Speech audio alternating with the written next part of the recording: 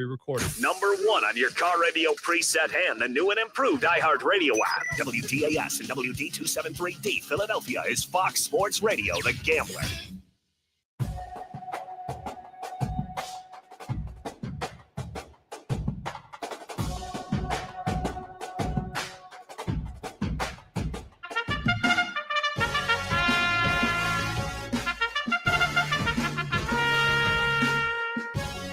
Pitches it out to Barkley, takes off to the outside. He's at the 50, he's at the 40, he's at the 30, he's going to go! 15, 10, 5, touchdown!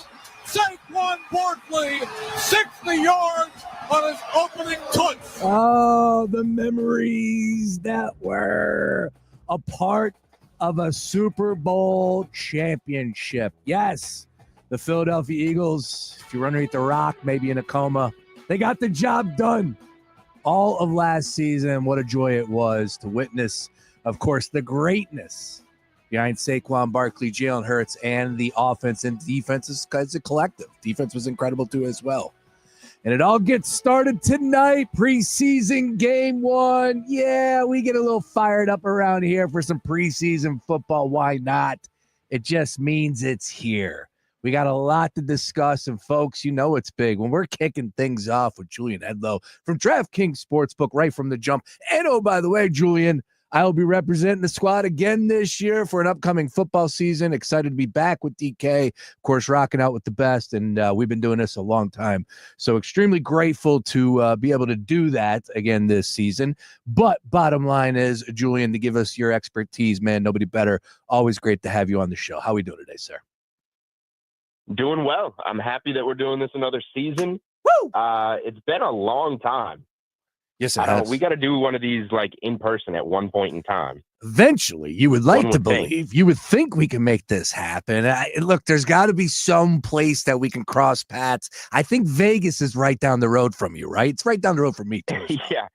I mean, Boston, Philly, what's a nice neutral meeting spot? Vegas sounds good. We can do that one time. I don't know, but yeah, you've been a DK guy for a while now. I don't know. Maybe we can get a show out in Philly or something. I don't know. That just came to me once you mentioned that you're back with DK Sportsbook and you've been doing this so long. We got to figure something out. My man, I am in, and we got some powers that be behind the scenes over there at DK. We could reach out, Mike Connect, Ethan, and company. Of course, you know a few people. I have virtually no pull, so I'm glad that you know people. You know, I know Sean Bernard, too. I think that might go a little for me as well. We'll see. But, hey, man, look, football season's here. It's exciting. I know preseason action. You know, as you said, we've been doing this a long time. I don't recall if you are a preseason bettor or not.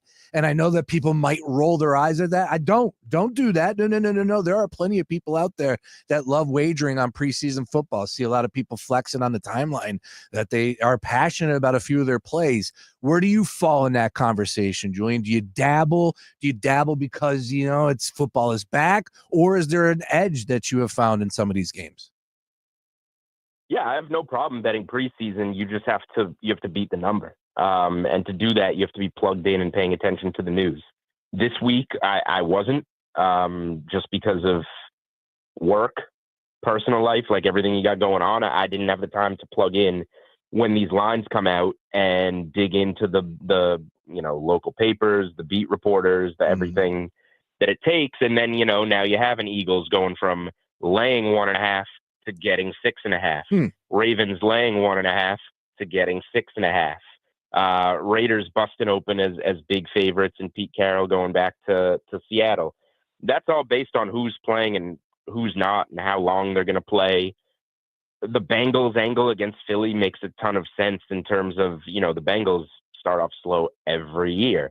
We know they killed everyone in Survivor last year, losing to the Patriots at home in week 1. So naturally, Zach Taylor's on the hot seat. He's going to give these guys more preseason playing time than ever so that they can be ready for week 1 and get off to a good start, because they haven't been doing that. And that's what's been, kept them out of the playoffs last year.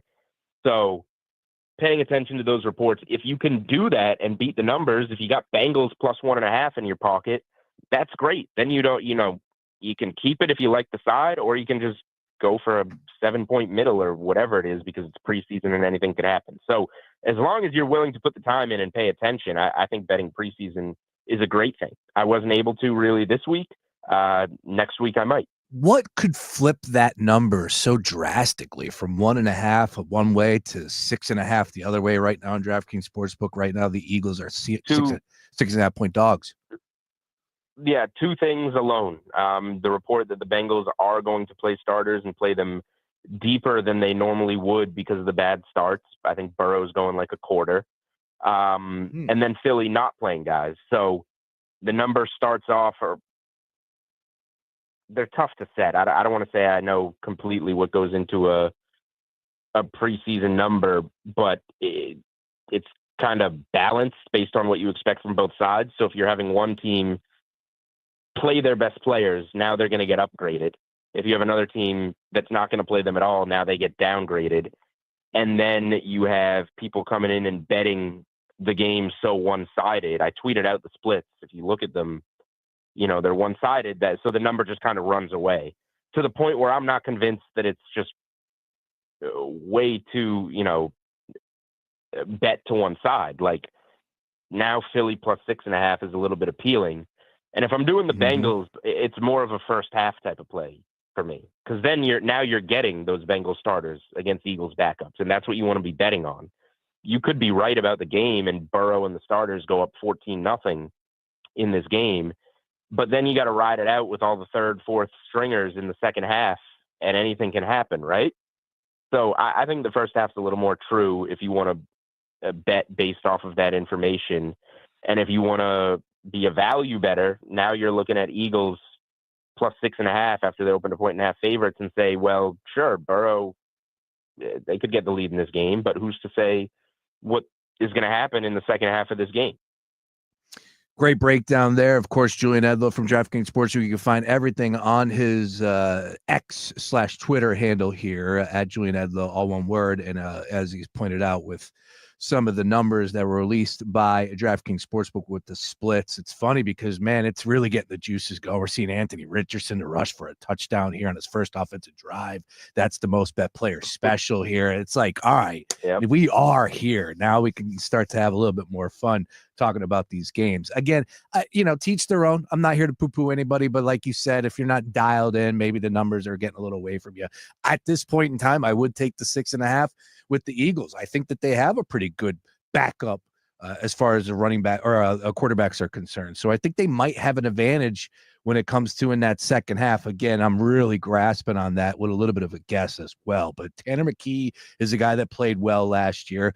DTR supposedly is doing well at training camp. And Kyle McCord is a guy that's local and he's going to be juiced up, but I don't know how much PT he will get. So it is an intriguing battle there from the standpoint of who the quarterbacks will be in that second half. But good luck to anybody on that one. I don't want to get too bogged down on preseason wagers. The one thing I would say from a position battle is the A.J. Dillon, Will Shipley. That's going to be one that should be playing out over preseason, who will be the RB2, which will be pretty important to back up Saquon Barkley, which is a nice little segue to Julian Edlow. Now, Julian comes out with a tweet a little earlier. Was it today or yesterday? I think it was yesterday. Yes. 2 days ago. 2 days ago, excuse me. Where he said last year he took under on Saquon Barkley's rushing yards. Why were you so adamant about it? Did you love that play? And, of course, Saquon rushes for over 2,000 yards. There's no way that you would say, we got to go back to it. Let's take it under this year. There's no way you would say that, right? We absolutely have to go back to it. It wasn't a big play. It was just 1,100 yards for Saquon. He was coming off of he never really put much together back to back. And I thought that Philly would not lean on him quite so heavily. Hang on. I just want to stop you one more time. The preseason number was 1,100 yards for Saquon Barkley's rushing total last year. Yeah, it opened, I think, 1150 and got bet down. It closed, I want to say 1050. That's amazing. Oh my God, that's amazing. That is great to hear. That's funny. His injury, you got to remember the injury history on season long props. Like he had not strung together really consecutive seasons. Saquon Barkley has still never followed up a 1,000-yard season with another 1,000-yard rushing season. So let that sink in. Okay. Now, yep, I bet him under 1,100 yards. I lost by more than 900 yards. Lost the same amount of money as if I lost by 1 yard on the final carry of the season. I'll point that out. Sure. Same amount of dollars get lost. It's just a little bit more embarrassing when he nearly doubles his rushing prop. So Andy gets to take week 18 off to do it as well. But look, so here's the historical data. So Saquon opens this year 1,500 yards. That's the second highest rushing prop that DraftKings Sportsbook has ever opened.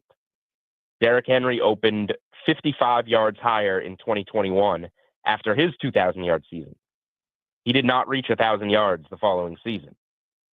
He did get hurt, played in 8 or 9 games, so he was pacing for it. But part of that workload on a 2,000-yard season factors in. Like, he had Saquon Barkley career high 345 carries in the regular season, 436 by far his career high if we include the postseason. I think the A.J. Dillon signing is a big deal. You're bringing in another a fellow Quadzilla who, let's see, I have his numbers in front of me. Over the last 3 seasons, he has carried the ball 551 times for 2,186 yards. That's some decent work. He's not there to not mix in and give Saquon a break after the work he put in last year. Now, I'll tell you, once again, it's going down like it did last year. Open 1,500. DK Sportsbook is currently 14.25 on Barkley, so we're down 75 yards. It's minus 140 to the under. Pretty even ticket count, 53 to the over, 47 to the under. However, 83% of the dollars have come in on the under on Saquon Barkley. And here's why history is not really working for you. He became the 9th running back to rush for 2,000 yards in a season. The previous 8. The previous 8 combined to average 1,079 rushing yards in the following season. The only guy to go for more than 1,425 was Barry Sanders, who rushed for 2,000 yards in 1997, then ran for 1,491 in 1998, and then retired.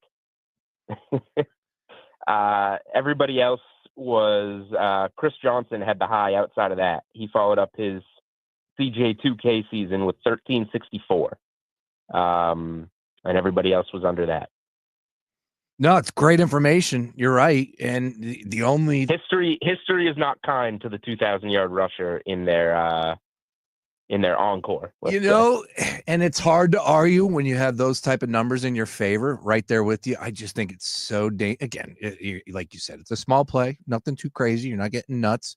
And I like your angle, but at the same time, it is just you're playing with fire, taking anything under with Saquon Barkley or Jalen Hurts when it comes to rushing, right? Like, we know that's their bread and butter. Oh, by the way, what we have heard all throughout the course of this offseason is how great the team is, how unbelievable this offensive line is. So anything could happen. That's a big number, 1,500, whatever you got it at. So I'm not going to sit here and say, oh, you're bad bet. I would never dare to say that. It is just funny to go back and listen and think about what that number was originally set at last year and then what he did finish with. But look, this is another team. This is a special, special team. And I really do believe that this team will be flirting with the overall 1 spot and could potentially getting back to another Super Bowl. And I don't know your outlook on the season. Do you think that something will come back to bite the Eagles on this? What do you say about that? It's always tough to run it back. They are the most talented team. They're the best team on paper. We saw that play out. If healthy, they'll be right in the mix again. I could see, I don't want to say a serious injury for Saquon, but after all those carries and yards last year, like, you could see him getting dinged up. If he is a little dinged up, is it easier now with Dillon in the mix to say, hey, take the week off? Take 2 weeks off when you have a guy that can plug right in. Probably. Keeping the lines healthy will be extremely important. But again, like if you have your health, then, which is the hardest thing to project, by the way, if you have your health, then yeah, you're right intact to be in the same position as last year. All right, Julian, let's move off of the Birds for just a second. Let's talk about their opponent, because I like finding out where you're at with some of these hot teams. Really, like I feel like Illinois is one of these teams in college football. It's getting pumped up. In the NFL, it's Cincinnati. And of course, we know that they haven't made the playoffs now back-to-back seasons. We know how great that offense is and what Burrow's capable of, and Higgins and Chase, and you just go down the list of some of the offensive talent that they have, but defensively still dealing with some issues. But I'm curious where you're at right now. I see value on the Bengals missing the playoffs at plus 125 here on DraftKings Sportsbook. So the yes or no, I say that they're not going to make the playoffs. I see value on the no. On the yes, minus 150. So that kind of leads me to believe that, yeah, the odds makers are telling you that they're going to make the playoffs this year. When you are asked that question about Cincinnati Bengals' success for this upcoming season, what are you saying to that? Yeah, I think the Bengals are a little overrated. Their offense is great. There's no doubting that. Burrow's going to have, if healthy, another great season. Jamar Chase, number one pick in a lot of fantasy drafts, arguably the best receiver in the NFL. They have a solid running game with Chase Brown. There's a lot to like about the Bengals offense. The defense is not good.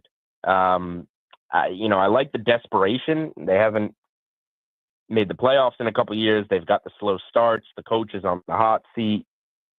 Desperation can always help bring the best out of you. But overall, if you can't play defense, you can't play defense. And how many times did we see that Bengals defense just let them down in games? So ultimately, is Burrow going to win them a couple of ridiculous shootouts? For sure. But is their defense going to let them down at the end of these games? I think that's going to happen more often than not. They're going to have to win with pretty good margin or be up 2 possessions in the fourth quarter to close out some of these games. So because of the defense, I think the Bengals are a little bit overrated this season. It stinks because you want to see Cincinnati be good. You want to see them in the playoffs because, they can go out there and shoot it up with the best of them. But I'm right there with you when it comes to that defense. In fact, I was even looking at some worst records in the league. Now, I'm not going there with Cincinnati, but I did stumble over to, again, DraftKings has so many options, the division specials, the standings, and, of course, where do you think the Cincinnati Bengals will finish in that difficult division, right? Like, you look at that division, for my money, I obviously we know Baltimore is going to be good. Cleveland probably will stink at the end of the day with the record. The Steelers, who knows with Rodgers, but if it was so easy to predict, then we would all be millionaires at this point in time. But taking a stab at Cincinnati finishing 4th or 3rd in that division, a pretty good payout. 4th is 7-1, and then 3rd is plus 240. So something to keep your eyes on there. Again, when it comes to that division, I think Baltimore is going to win it. Would you agree with that? Yeah, I got some Baltimore minus 130 for the division. It's out to maybe 150 range now. I think that's a fine bet. I think the Ravens are by far the best team in the division. They're always a great regular season team that's going to be in the mix for the 1 seed. I like Baltimore to win the division a lot. All right, let's stay in the NFL over to the NFC. And I'm curious about the NFC West. Again, talking about teams that get built up throughout the course of the offseason and everybody starts to fire on them and love them. It's the LA Rams. And I can't downplay the Rams. I love what they did in the offseason. Now, the Stafford stuff, just full disclosure, I had that happen to me 2 or 3 years ago. I had to get the epidural, and I was fine a week later. So if Matthew Stafford's getting the epidural now, yeah, he's going to be fine. Stafford's going to be fine. He's not going to miss any action. If he got the epidural like they said this week or whatever it was, he'll be throwing the football in 2 weeks' time, no issues whatsoever.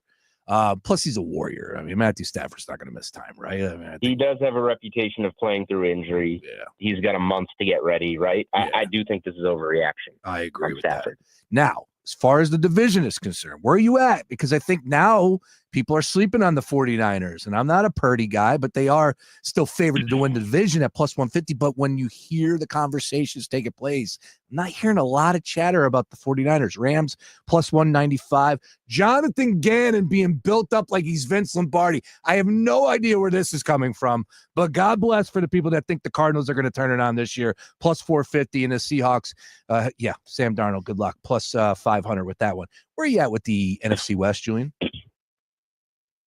Did you happen to read my article on the NFC West? I apologize. I did not. Normally I do. Okay. No, it's fine. It's fine that you didn't. Okay. It's just that you set it up in a way where I thought you might have, because I do have a play on the NFC West.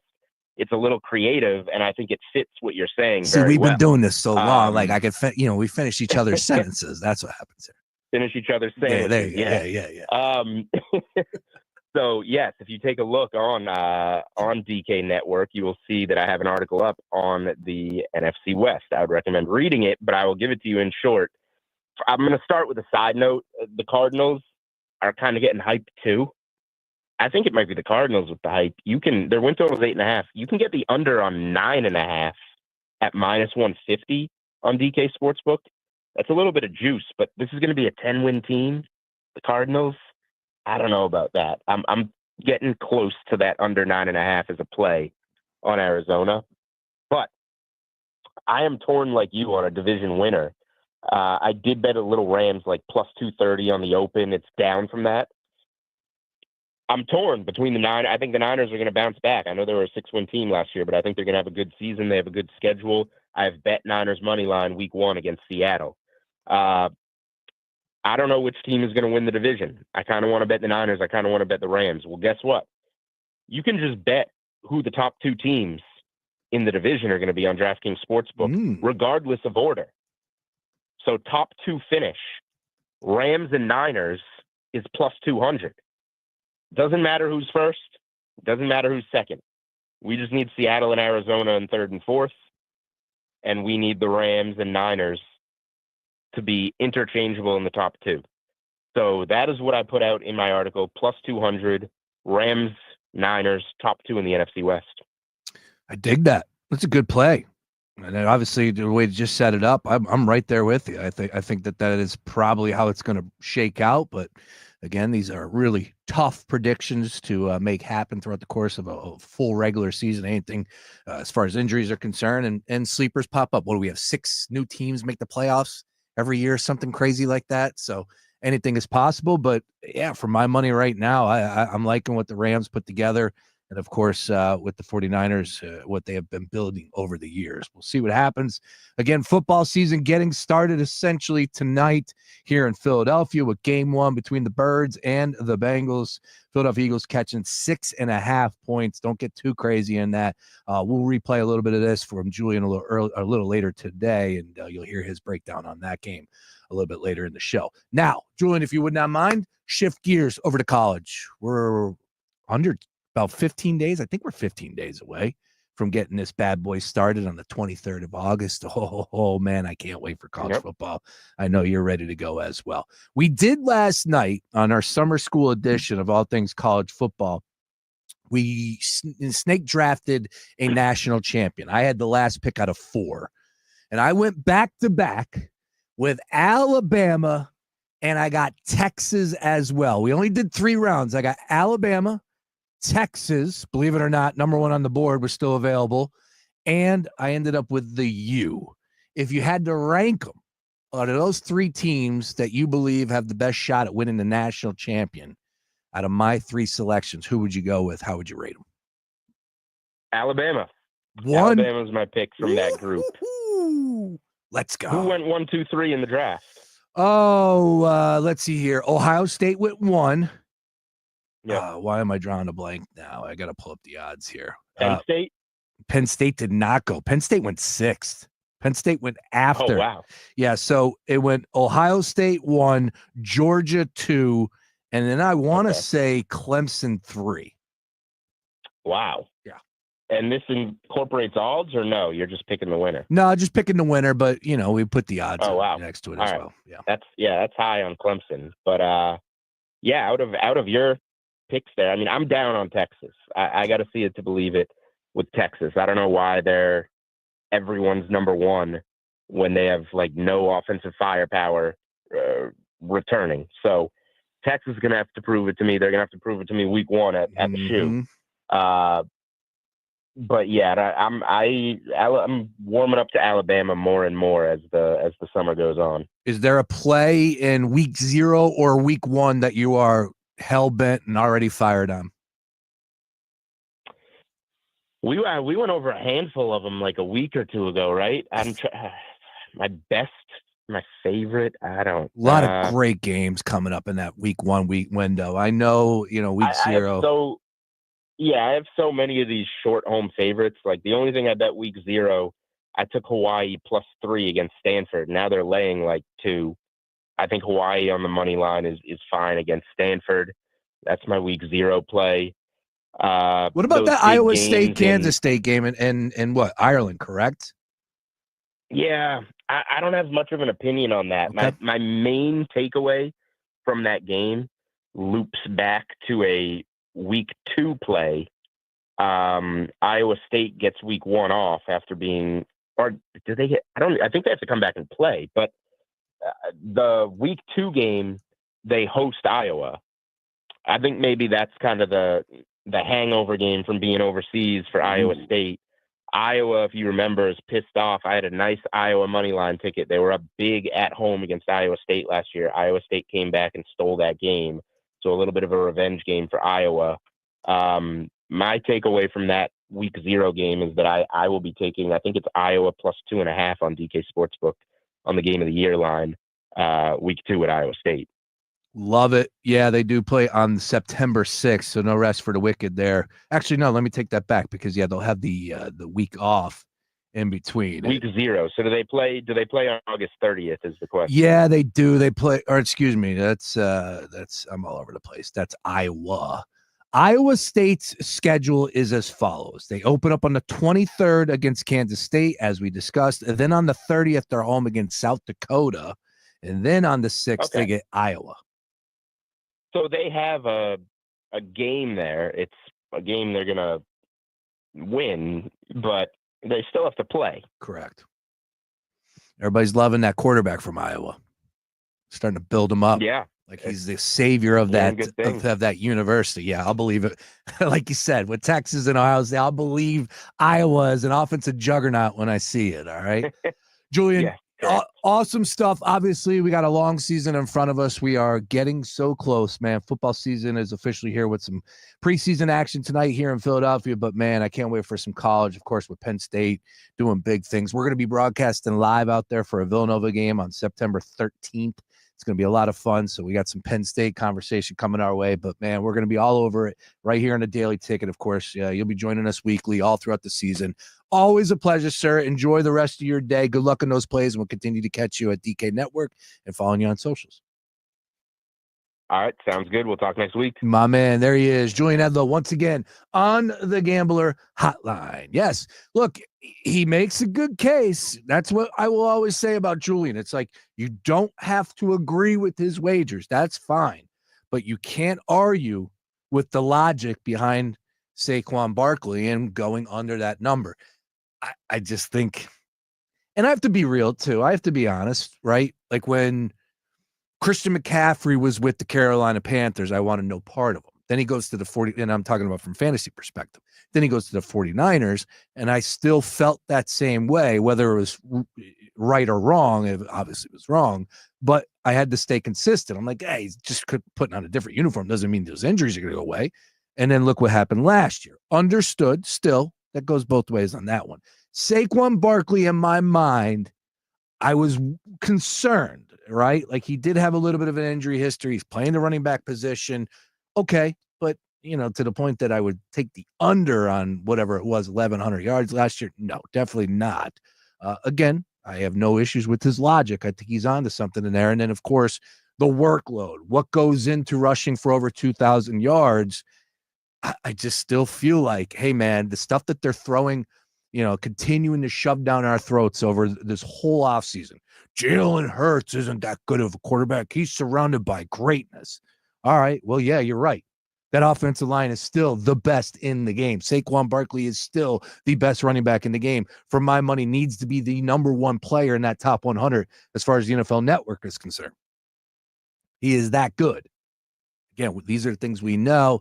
Just think you're dancing with the devil when you want to take an under on his rushing total. We'll see how it plays out throughout the course of a full regular season. And again, DraftKings Sportsbook, where we are getting our numbers from. Football. Roy Burton just tweeted that out. Yeah, football is here. Oh, it feels so good.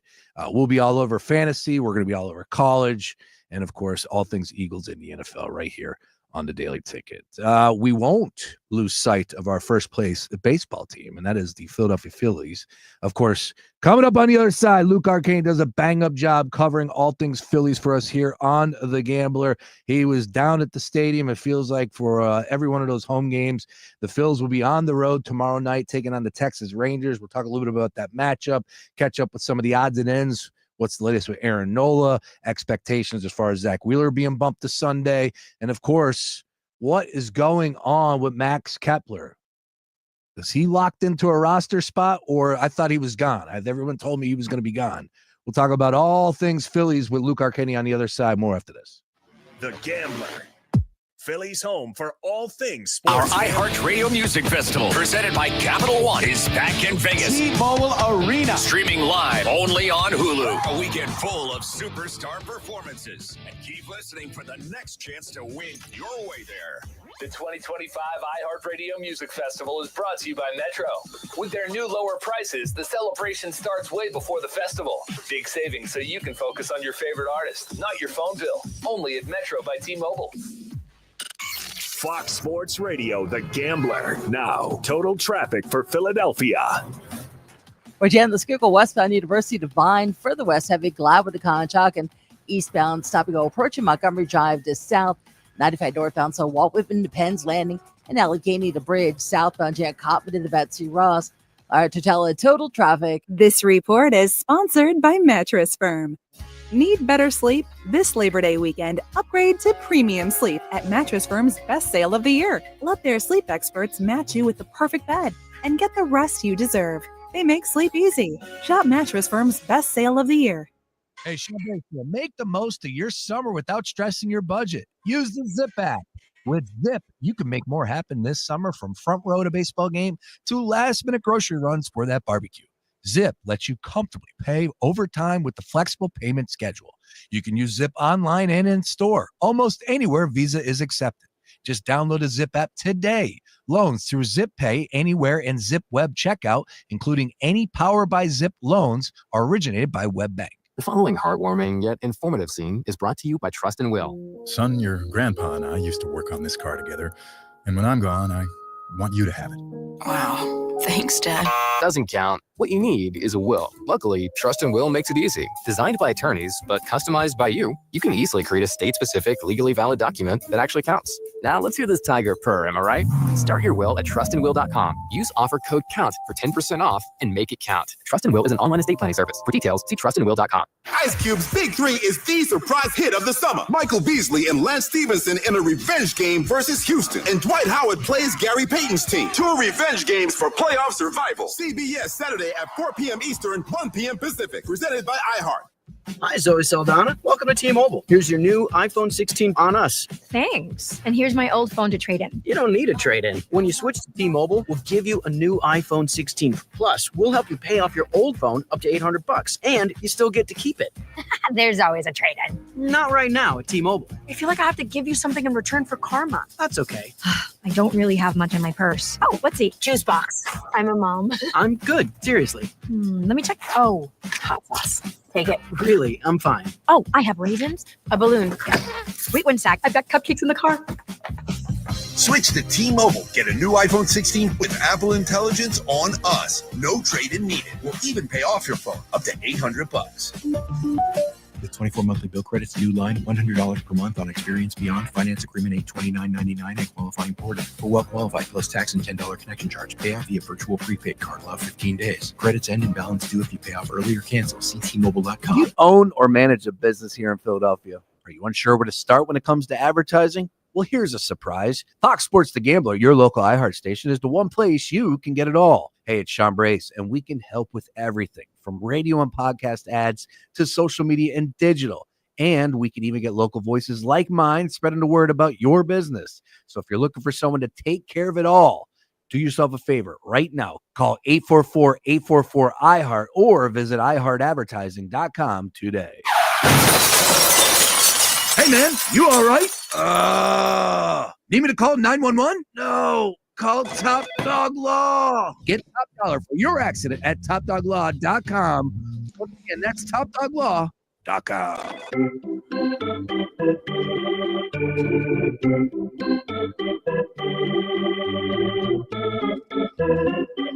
Oh, we got ourselves an off night. We could all use it, right?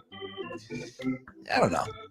It's fun getting home and watching the Phils, and it stinks when they play the day games and you can't really lock in, and now they got an off night. But the boys are down there in Arlington/Dallas. Of course, they got the Texas Rangers for 3. Rangers are a pretty good squad, pretty good pitching staff, including Merrill Kelly getting a start tomorrow. Oh, we got some things to discuss with Luke Arcaini. Represents crossingbroad.com. Go ahead and check them out. Read everything that Luke has over there at Crossing Broad. And of course, he's our insider for us here on The Gambler. Luke, how we doing today, sir? Good, Sean. How are you doing today? I'm great. Let's start with this. The fact that you just played one of your best 9 holes in golf in your hit. Take us through, man. Yeah. What'd you do? It's crazy. We played Running Deer yesterday down in Pittsgrove after Tough work. Tough track. Real tough track. You want to know what's even crazier? Wait till I tell you this. Shot my best 9 ever on aerated punch greens. They punched the greens on Saturday or on Monday. So they were 2 days aerated. Fairways, tees, greens. Everything was aerated. And I shot even par. It's crazy. 9. It was crazy. Everything was just it was just the most consistent golf I've ever played. The wildest part was that I never through 9 holes didn't get up and down. I think I hit 5 or 6 green and regs every other time up and down. Craziest part was, Sean, it should have been 1 under. Hole 9, smoked one down the middle of the fairway. Had like 145, 150 in on a longer par 4. And I put it to like 6 feet. So I had a 6-foot birdie putt for 1 on the round.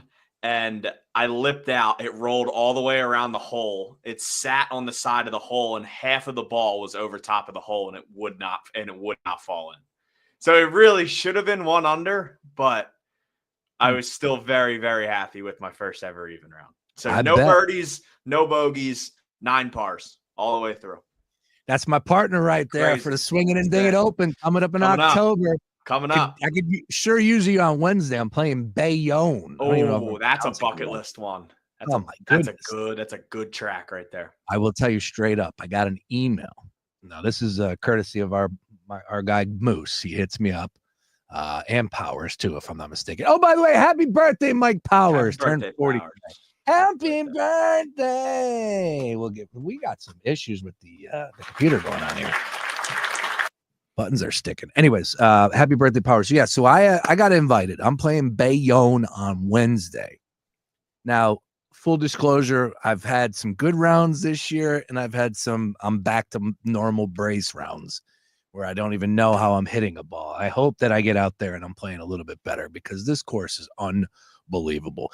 I will tell you, though, I don't remember being intimidated by a course. And looking at this course, I'm feeling a little something down in my loins, if you know what I mean. You will be intimidated by this golf course.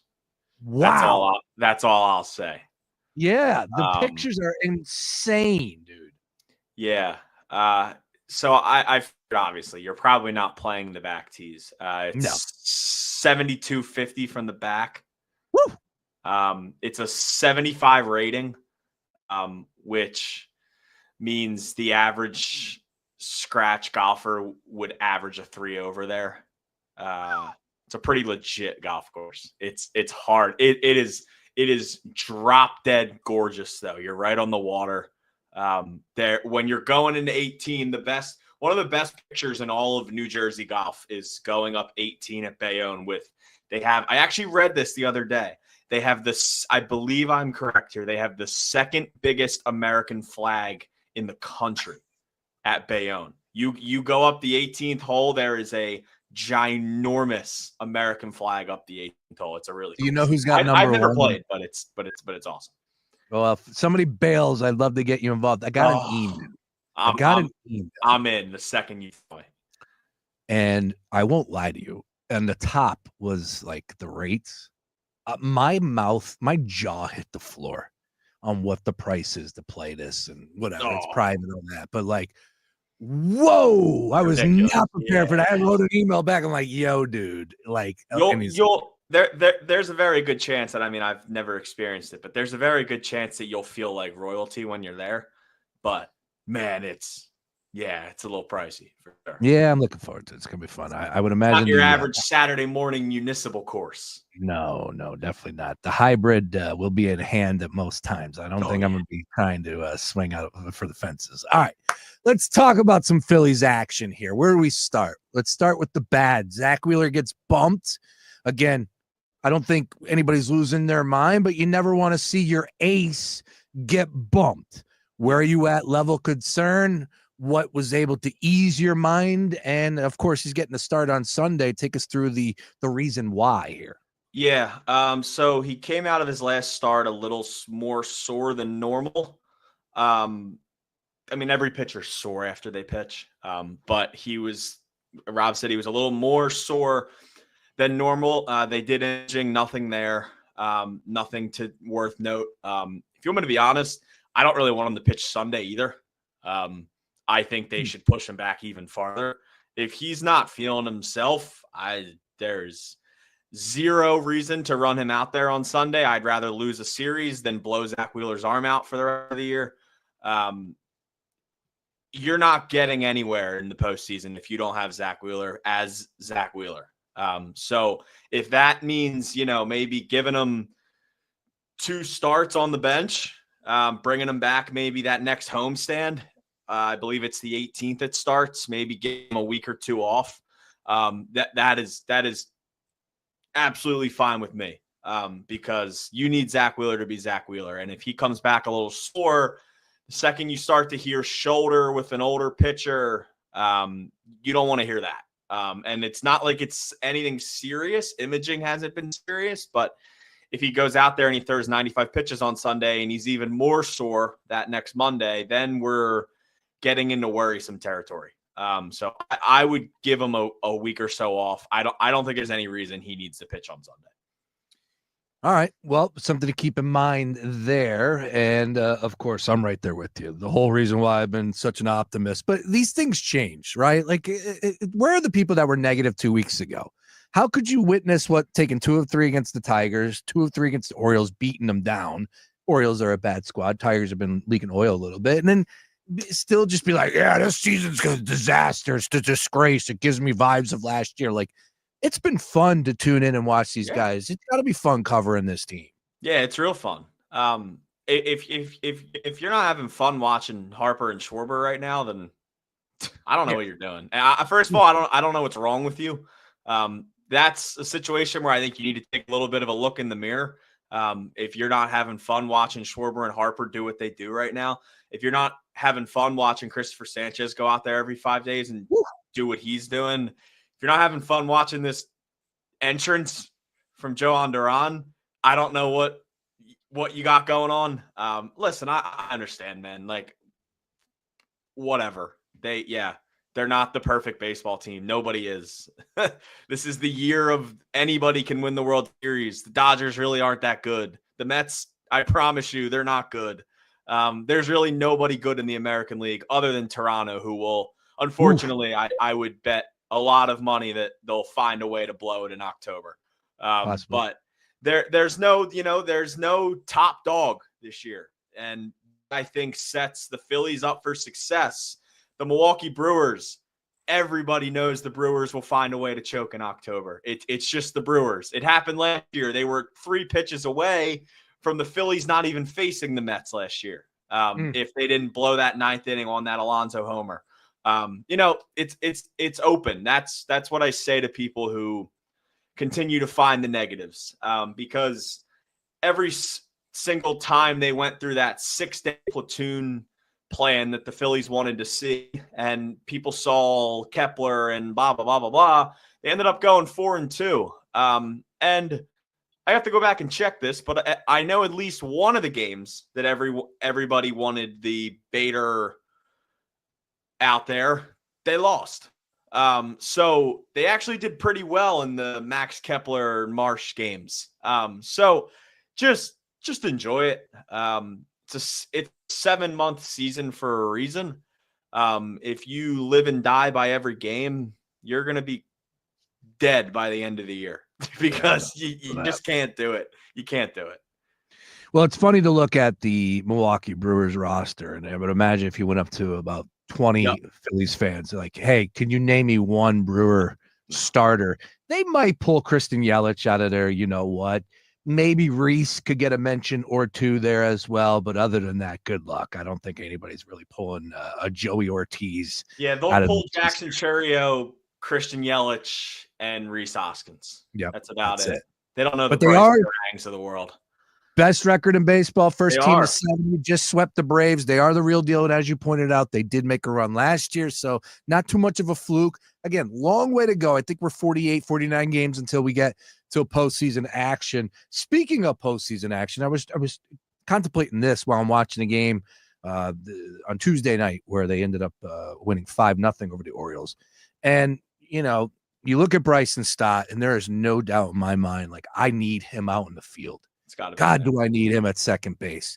But are you entertaining the idea of, like, or do you think Rob Thompson's entertaining the idea that maybe Sosa needs to start when it comes to postseason, and Stott would come in as far as the defensive, to come out and play defense in the second? Is that how you believe it will play out when postseason comes around? Have to. Yeah. Unfortunately. Stott is a great defender. It's just the unfortunate reality that he just can't really hit. Is that something he can hopefully figure out next year? Yeah, I wish he would have figured out a little more by now into his 4th season. But Edmundo Sosa's hitting .325 with a .475 slugging percentage, a .382 on base percentage, and an .857 OPS against left-handed pitching this year. If there's a lefty out there, he's got to be in the lineup. He's done really, really well against lefties. I will say this. I saw somebody say the other day, too, he's hitting .380 this year when he starts at second base. Wow. So just sort of in comparison for those days where he's at third base compared to second. But, I mean, Sean, if you had to take a guess, top 3 players in OPS against left-handed pitching on the Phillies this year. I think Brandon Marsh is on that list, isn't he? Lefties? No. No. Okay, never mind. All right, because there was a little fluky. All right. Yeah. Trey Turner. Turner. What? No. JT Realmuto. No. What? Alec Boehm. No. What? Who you got? Sosa? Kyle Schwarber, number 1. 1.025 OPS against lefties. He has the most home runs by a lefty against left-handed relievers in a single season ever in baseball. Number 2, Edmundo Sosa with an .857 OPS against lefties. Number 3, Otto Kemp with an .811 OPS against lefties. Granted, Harper is 1 point behind Kemp in OPS, but those 4 guys are the only 4 guys that are in the 800s or above in OPS against lefties, which is the reason that they're 12 games under 500 against left-handed starters this year. All right. Luke Arcaini, you can read him over at crossingbroad.com, where I believe he penned an article a few days ago. He was caught up in the roller coaster of emotion. And I'm right there with him. I love pulling for our dogs. Arf, arf. And Kyle Schwarber is that dog. But I believe you tweeted something along the lines of that if you don't think he's the National League MVP, you don't know ball. Now I have to ask you, because these awards are fluid, Luke. They change constantly. Of course, Schwarber has had a couple. He struck out a bunch in the one game. So one game he had a base hit. The other one, I think he struck out 3 or 4 times, whatever it is. And then Ohtani goes yard. And of course, he pitches and all. Like, there's no way in your mind, right, that you think Schwarber is going to win this award, right? Like, this is Ohtani. It's not out of the question. It's not. What has to happen? What has to happen? Paint the picture for me over these next 49 games. Again, as a man who has a Kyle Schwarber ticket, NL MVP 40-1, placed it while I was at the Boathouse back in May. I think we were texting. Beef's next to me. The Miller Lights were speaking. I was on the Poison. It's a ticket that I could get behind, of course. Yeah. But I don't believe I'm going to win that. Paint the picture on how this plays out. Schwarber wins the National League MVP. Here's the picture. Okay. Schwarber already has more home runs than him right now. He has 20 more RBIs than him. He's got one more home run? One more home run, meaning he has more home runs than him. 40-39. Okay. 2 points back in on-base percentage. He is 16 points back in slugging percentage. He is 17 points back in OPS. This isn't some crazy difference that everyone thinks Ohtani and they just assume he has like some 1050 OPS with 75 million home runs and he's everything this season. This isn't a past Ohtani season, and that's funny to say because he still has 39 home runs with a 987 OPS and 172 OPS plus. If you're not going to give it, and I'm not saying they have to give Schwarber the award because they don't. No. If Ohtani has better stats, Ohtani wins the MVP. If Schwarber continues to go how he's going, and he, at the end of the season, he inches over Ohtani in OPS, and he inches over in on-base percentage, and he keeps the amount of home runs that he has. He's on pace for 59 homers. And probably around 135 to 140 RBIs. If he starts to get ahead in some of the stats that they tend to look at, these guys today, batting average doesn't really matter a ton. If he leads in OPS and on base percentage and slugging percentage, I'm assuming that if he gets to 58, 59, if he crushes 60 homers, he's gonna probably have the edge there. If you don't give that player MVP over Ohtani when he beats him in the more important stats, then you might as well get rid of the award. Because Ohtani's probably going to win it every other season that he's ever in baseball. Okay, I was wondering where you were going with that. Yeah. If you look at the stats and the stats that matter in MVP, go to Schwarber's side. I understand Ohtani's minus whatever he is right now. Put that to the side. I do want to say he was minus 8,000 2 weeks ago, and he's minus 650 now. Yeah, but you know what you get when your guy finishes runner up. Nothing. No. So that's understandable. Yeah. And can we please, for the love of God, stop talking about Pete Crow Armstrong's war in the MVP conversation? I love that. It's going to drive me up a wall. Hold on. We cannot get off of this conversation yet because PCA stuff. First of all, Luke, he's a great player. He's a small dude. He's a small dude. He's a great player. Sean, Bryson Stott has a higher on-base percentage than Pete Crow Armstrong does. Can we please stop with the Pete Crow Armstrong thing? Yeah. He is 6'1". He is 13 homers behind Schwarber. He is 17 RBIs behind Schwarber. He's over 100 points behind him in OPS. He is over 80 points behind him in on-base percentage. Yeah. Can we stop? We're going to eliminate. We're going to eliminate PCA. Please Great stop. player. Thank Fun you. to watch him. I will say this. Did not remember this. And I don't think it's getting discussed enough. Former Met. Yep.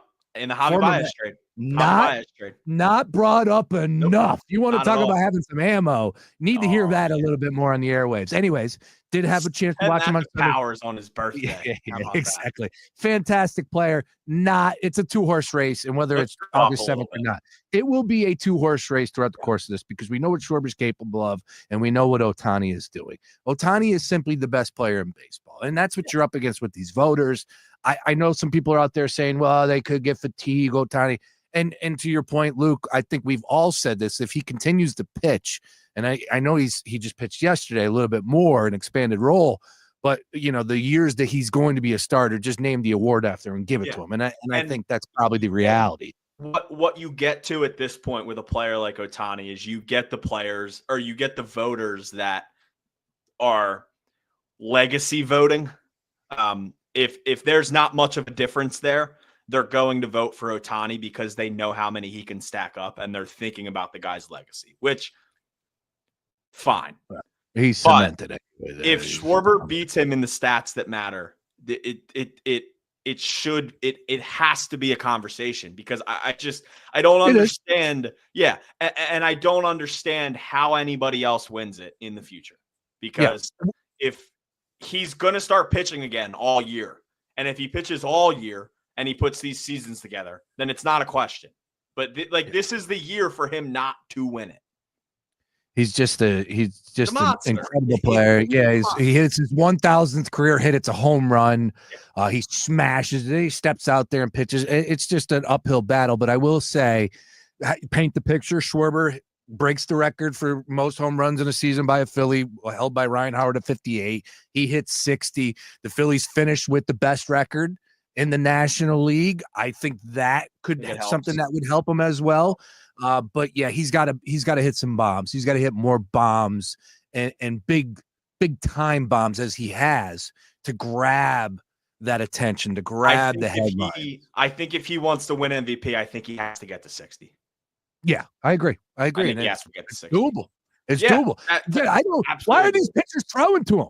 Why are these pitchers throwing to Kyle Schwarber? I'm just a 6-foot skinny writer that sits in the box, but what are these coaches doing, continuing to bring left-handed relievers in against Kyle Schwarber? It absolutely blows my mind. But nonetheless, both these guys are just having incredible seasons. It's awesome because we have a lot of races around the league. The American League, I think a lot of people thought it could have been dead with Aaron Judge on the IL. He's still the favorite. The American League Cy Young is probably done. Even though there's still a ton of good pitchers in that race. National League Cy Young, unfortunately, I think it's getting towards being done. I think Wheeler had it, and then I think he turned in a bad starts and the shoulders. They might shut things down. You never know. Exactly. Crazier things will happen, right? Exactly. And Wheeler can come back and have a few shutout games and be right back in the mix. But that one is trending more towards over than it was a few weeks ago. All right, rapid fire on the way out here. What's the latest with Aaron Nola? Aaron Nola pitched last night, Lehigh Valley. He threw 69 pitches, and seems like at least one more. I have a feeling it'll be one more, which would slate to be on Monday. So that would be Monday for Lehigh Valley. Just a quick nugget on him real quick. First time I've ever seen this in my life. He faced 9 left-handed batters in that game last night. Every single person in that lineup for the opposing team was left-handed. So that was just extremely funny to me. Yeah, it is. I saw that. We were talking about that last night. Really intriguing stuff there. Are you concerned about Ranger Suarez? Yes. Why? It's just the same trend we've seen every year. It's the same. He dominates through May. He gets through June. He fights his way through July. And it doesn't feel like we've had a Rangers start where we've felt comfortable the entire time in about a month. It seems like he's grinding through 5 or 6 innings. I just think the arm can't do a full season right now. Will Max Kepler go for it? Sorry, cut you off. Go. All right. Next one, Max Kepler, will he be on the postseason roster?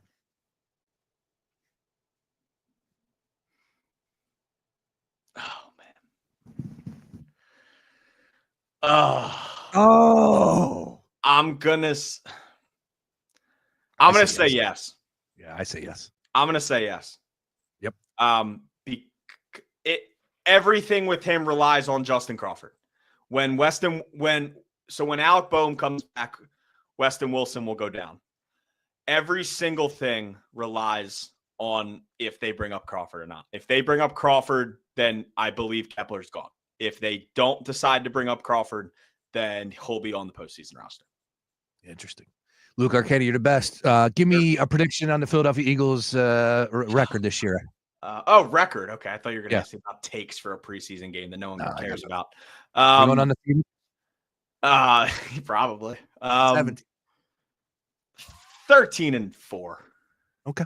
13-4. A modest 13-win season. I know they got a tough schedule. I think they'll drop the second Washington game because I think the Washington will have to play starters and we won't. I'll go 13-4. Yeah. Oh, man. Luke, you're the best. We'll continue to read you at crossingbroad.com. Following you all things socials. Enjoy the night off. Enjoy the birds. Back at it tomorrow. Rangers and Phillies game 1. Yes, sir. Thanks, Sean. My man, there he is. Luke Arcaini, best golfer on the Gambler staff. Damn it.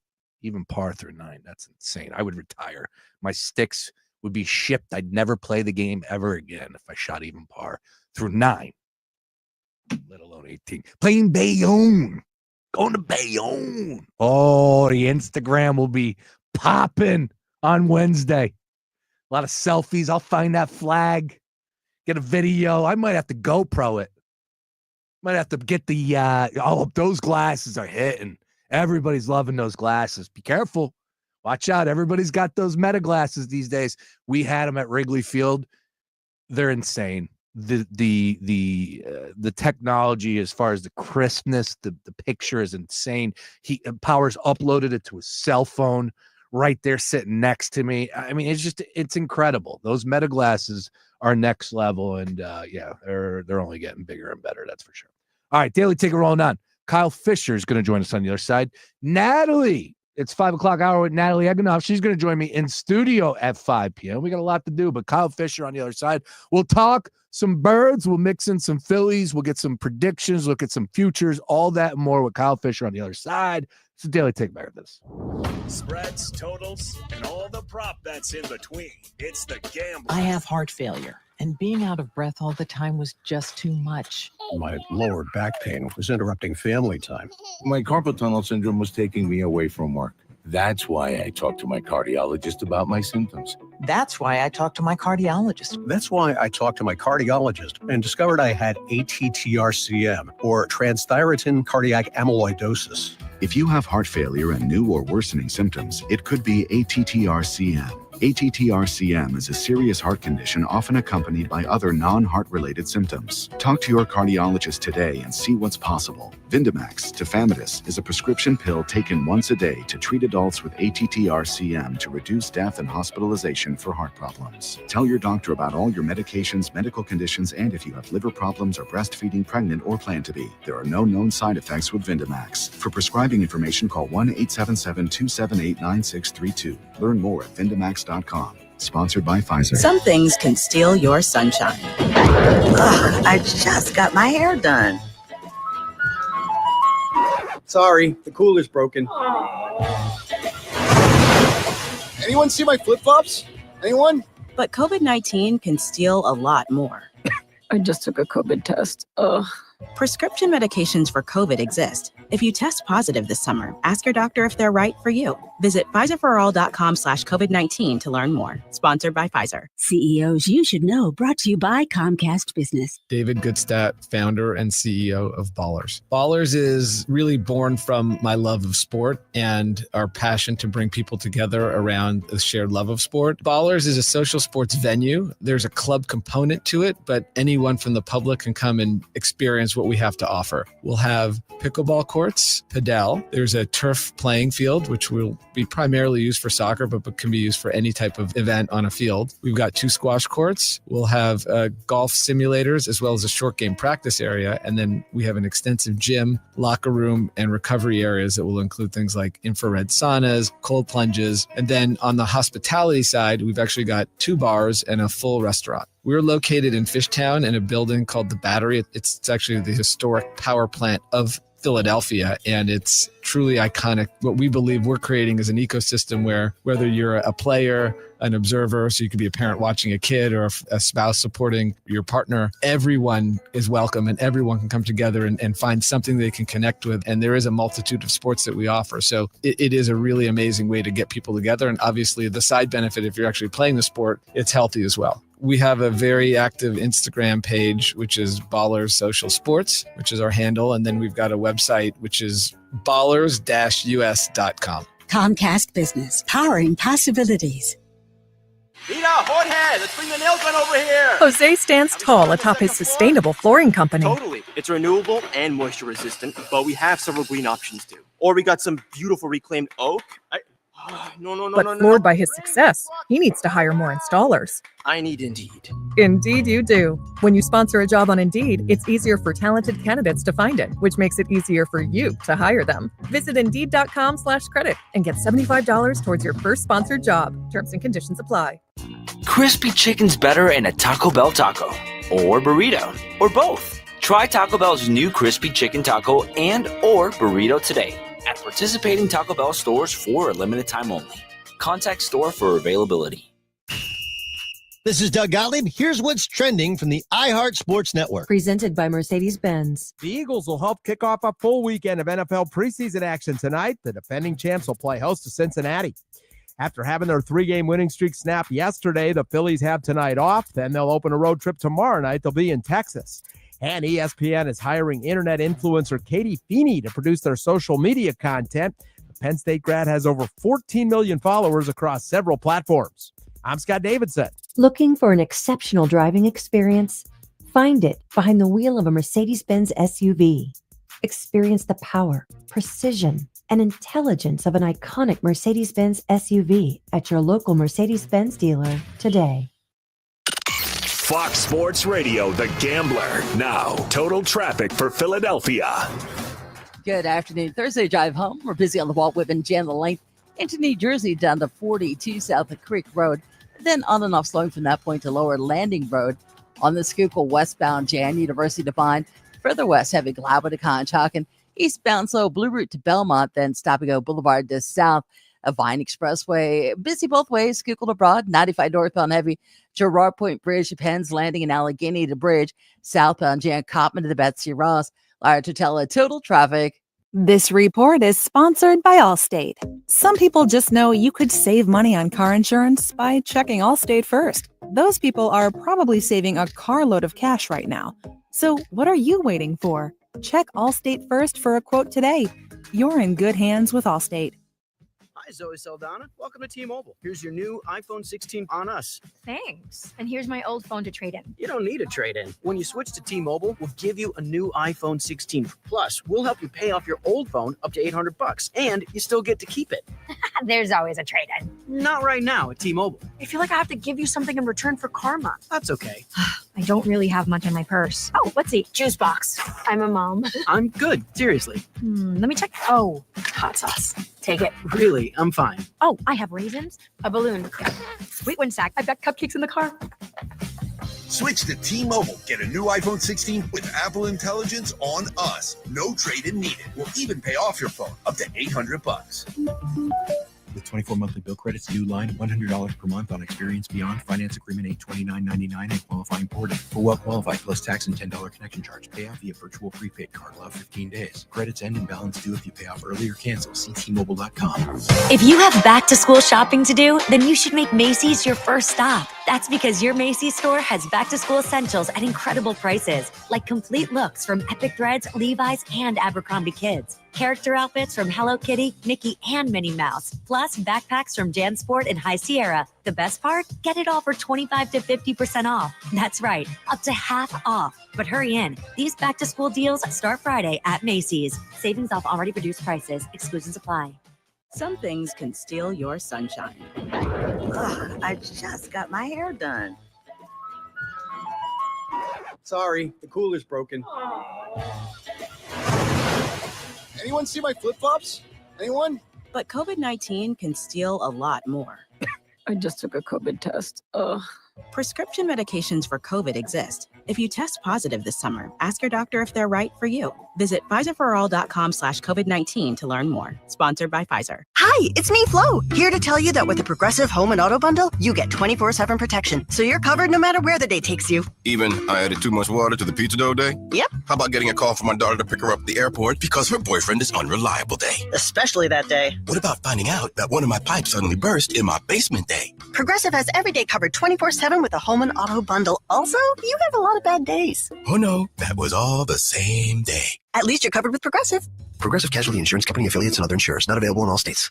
Number 1 on your car radio preset and the new and improved iHeart Radio app. WDAS and WD273D Philadelphia is Fox Sports Radio, The Gambler.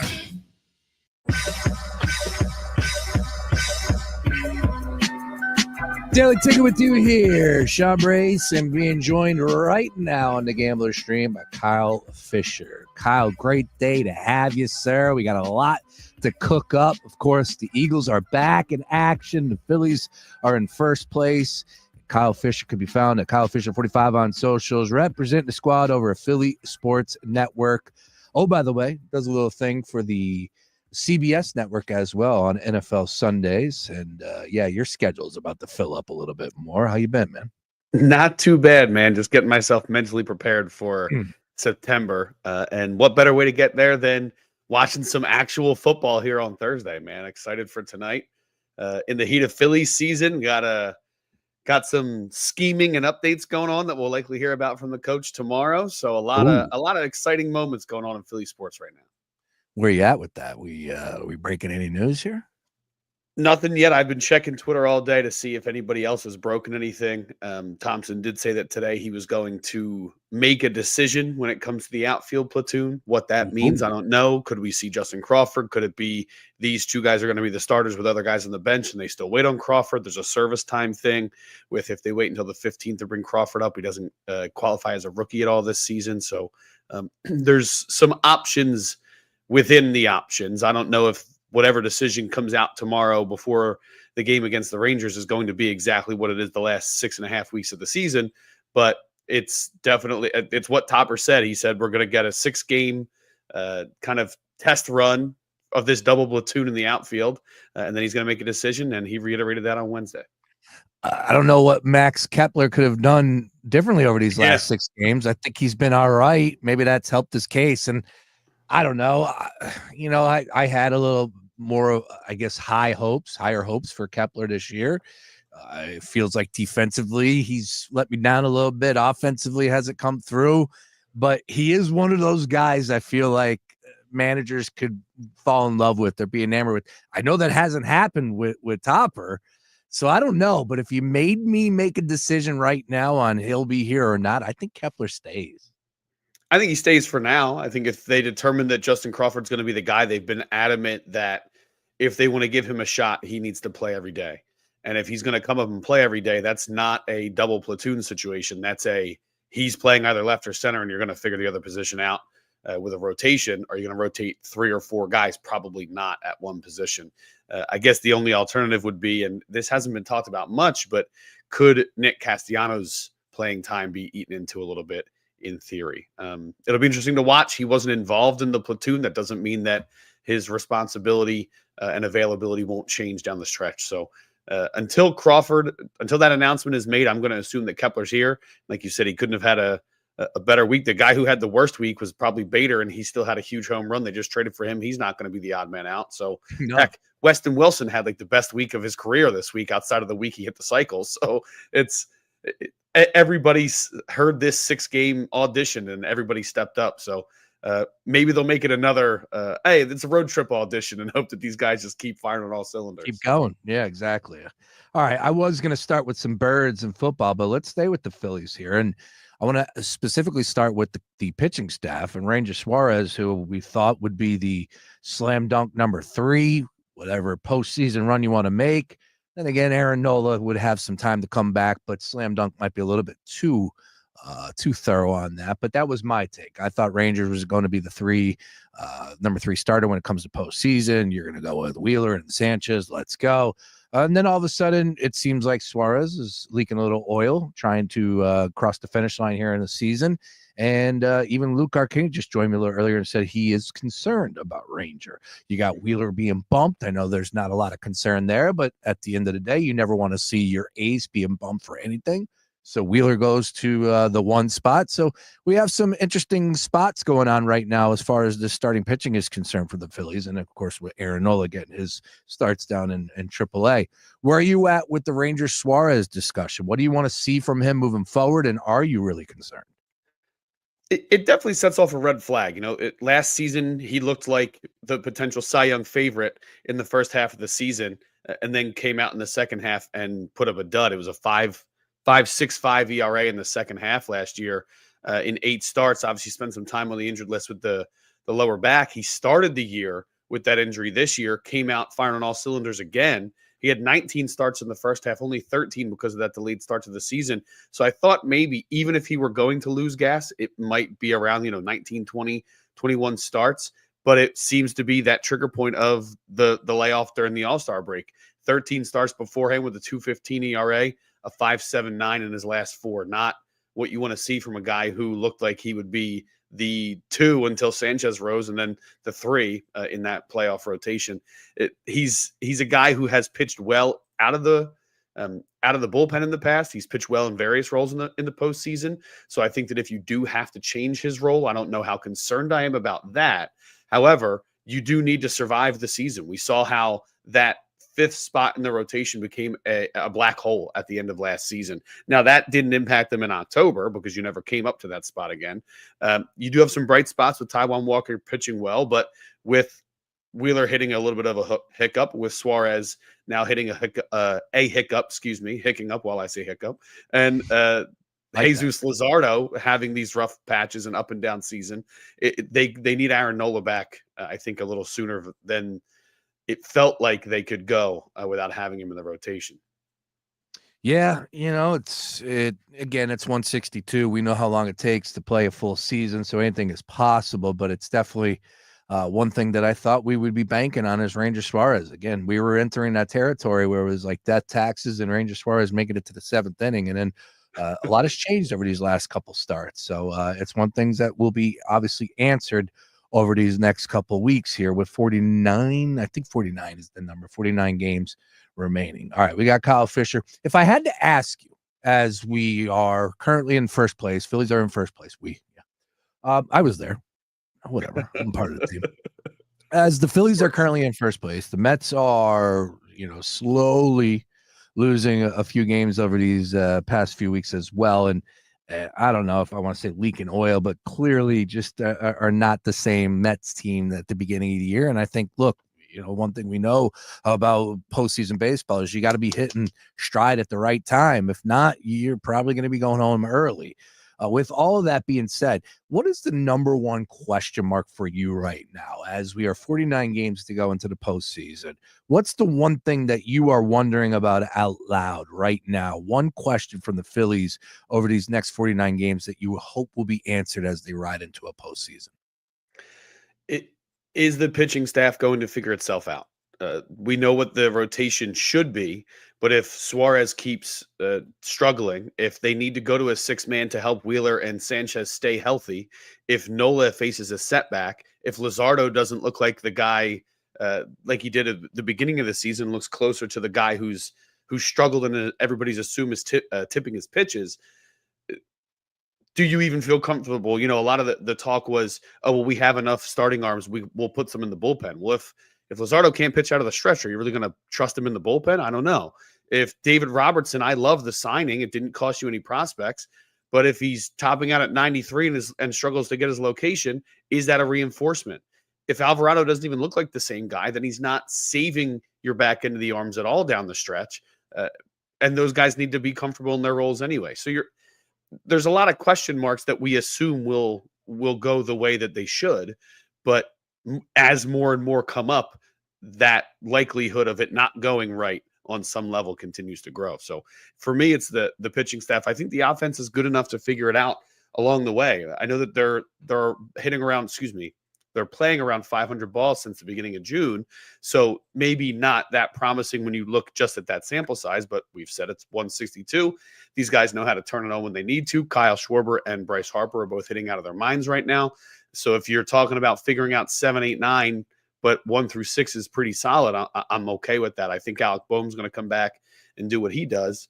It's just a matter of if the pitching can stay healthy, that is their bread and butter. It's what carried them to this point. It's what should have carried them last season. And everybody assumed it would be what carried them if they went on a World Series run this year too. Yeah, the lineup is probably the number one question I would have. And you know, can they be a little bit more consistent, I guess, is what I would throw out there, right? Like, you know, they have their games where it's like they hit in bunches and next thing you know, they're throwing up double digits. And that's baseball, right? That's Major League Baseball to a T as well. And no one's, you know, it comes in waves, I believe is what Crux said yesterday. So you'll have one hitter that's on fire for 2-3 months, and the next thing you know, 2 weeks, struggles a little bit, and everyone's wondering what's going on with this guy. Is he hurt? But no, that's baseball. So a long way to go. But hopefully this offense could be a little bit more consistent and not be shut out or not look foolish as they did in that third game against the Orioles. Pitching was pretty good, though, for the O's. I'll give him credit on that one. Rogers was pretty good. Yeah. All right. So Phillies, here we are right here, right now. Where are you at with the Brewers? Because the Brewers have turned it on, have the best record in baseball, 70 wins, best record in National League. I know they're best record in baseball. They were first to 70. Yeah, baseball. And we were going up and down that lineup. There's nothing that is really eye-opening. You know, Christian Yelich is a pretty good player. Reese is doing well for him. Churio's pretty good. But bottom line is that's a team that is filled with a lot of people that have no idea who they are. And as I said, best record in baseball. How real are the Brewers in your mind, Kyle Fisher? Yeah, I'm surprised to see them that high, but they're a team that I've kept an eye on all season. I remember when Paul Skeens and the kid Jacob Mizorowski faced off, and they made it a big deal. It was a day game. It was the free game on MLB.TV. And I was like, you know what? I'm curious. Let me check it out. And the Brewers put up 4 on Skeens in an inning with relative ease, it seemed. And it was taking the ball and placing it where fielders weren't. It was aggressive and smart base running. It was keeping people in motion. It was hitting the ball the other way. And that is a successful formula. And if it seems, I don't watch them every single day, but the more they start to pick up, and obviously they take the record, you want to take a look back, it seems that's how they've played ball all season long. And when you have Christian Yelich, who seems to be fully healthy and hitting like Christian Yelich should, like you would expect from him, and on top of that, you have a lineup up and down with guys who just are playing the game, quote unquote, the right way. Like it's your dad's favorite baseball team. They great base running. They take every extra base. They steal bags. They sack bunt. They hit the other way, hit and runs. All of that, like definition, fundamental baseball is what they do day in and day out. And oh yeah, they got a couple guys. You know, Mizorowski started halfway through the season. Brandon Woodruff's finally healthy, so they added pitching. Despite it didn't feel like they made any moves at the deadline, and they didn't. But they had internal moves that got made.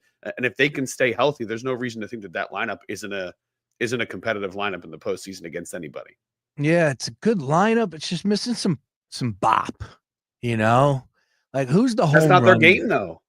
It's not their game. They're not worried about that. They're worried about getting on by any means necessary and advancing runners by any means necessary. Well, all I know is when the Phillies made the World Series, they got there because of the bop. You're not wrong. If you I'm not saying it's not needed on some level, but if you bring the bop, I think you have a much higher chance at making a World Series run versus a team that hits for average and pitches well. Like we've seen it all. Again, that's one of my big takes from people that were, claiming the sky was falling, like Michael Barkan all of last week.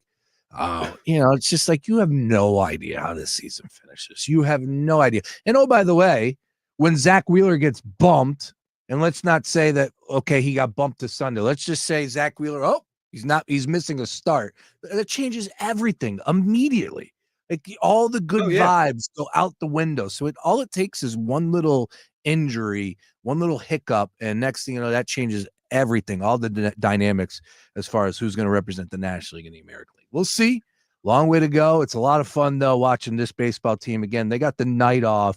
They're heading down to Arlington. Pretty good pitching matchup all 3 nights. I believe Christopher Sanchez getting the start tomorrow versus Merrill Kelly, former Arizona Diamondback pitcher. But that's a game that I will be watching. And right now, DraftKings actually has Christopher Sanchez listed as a -126 favorite, low total at 7.5 in that one.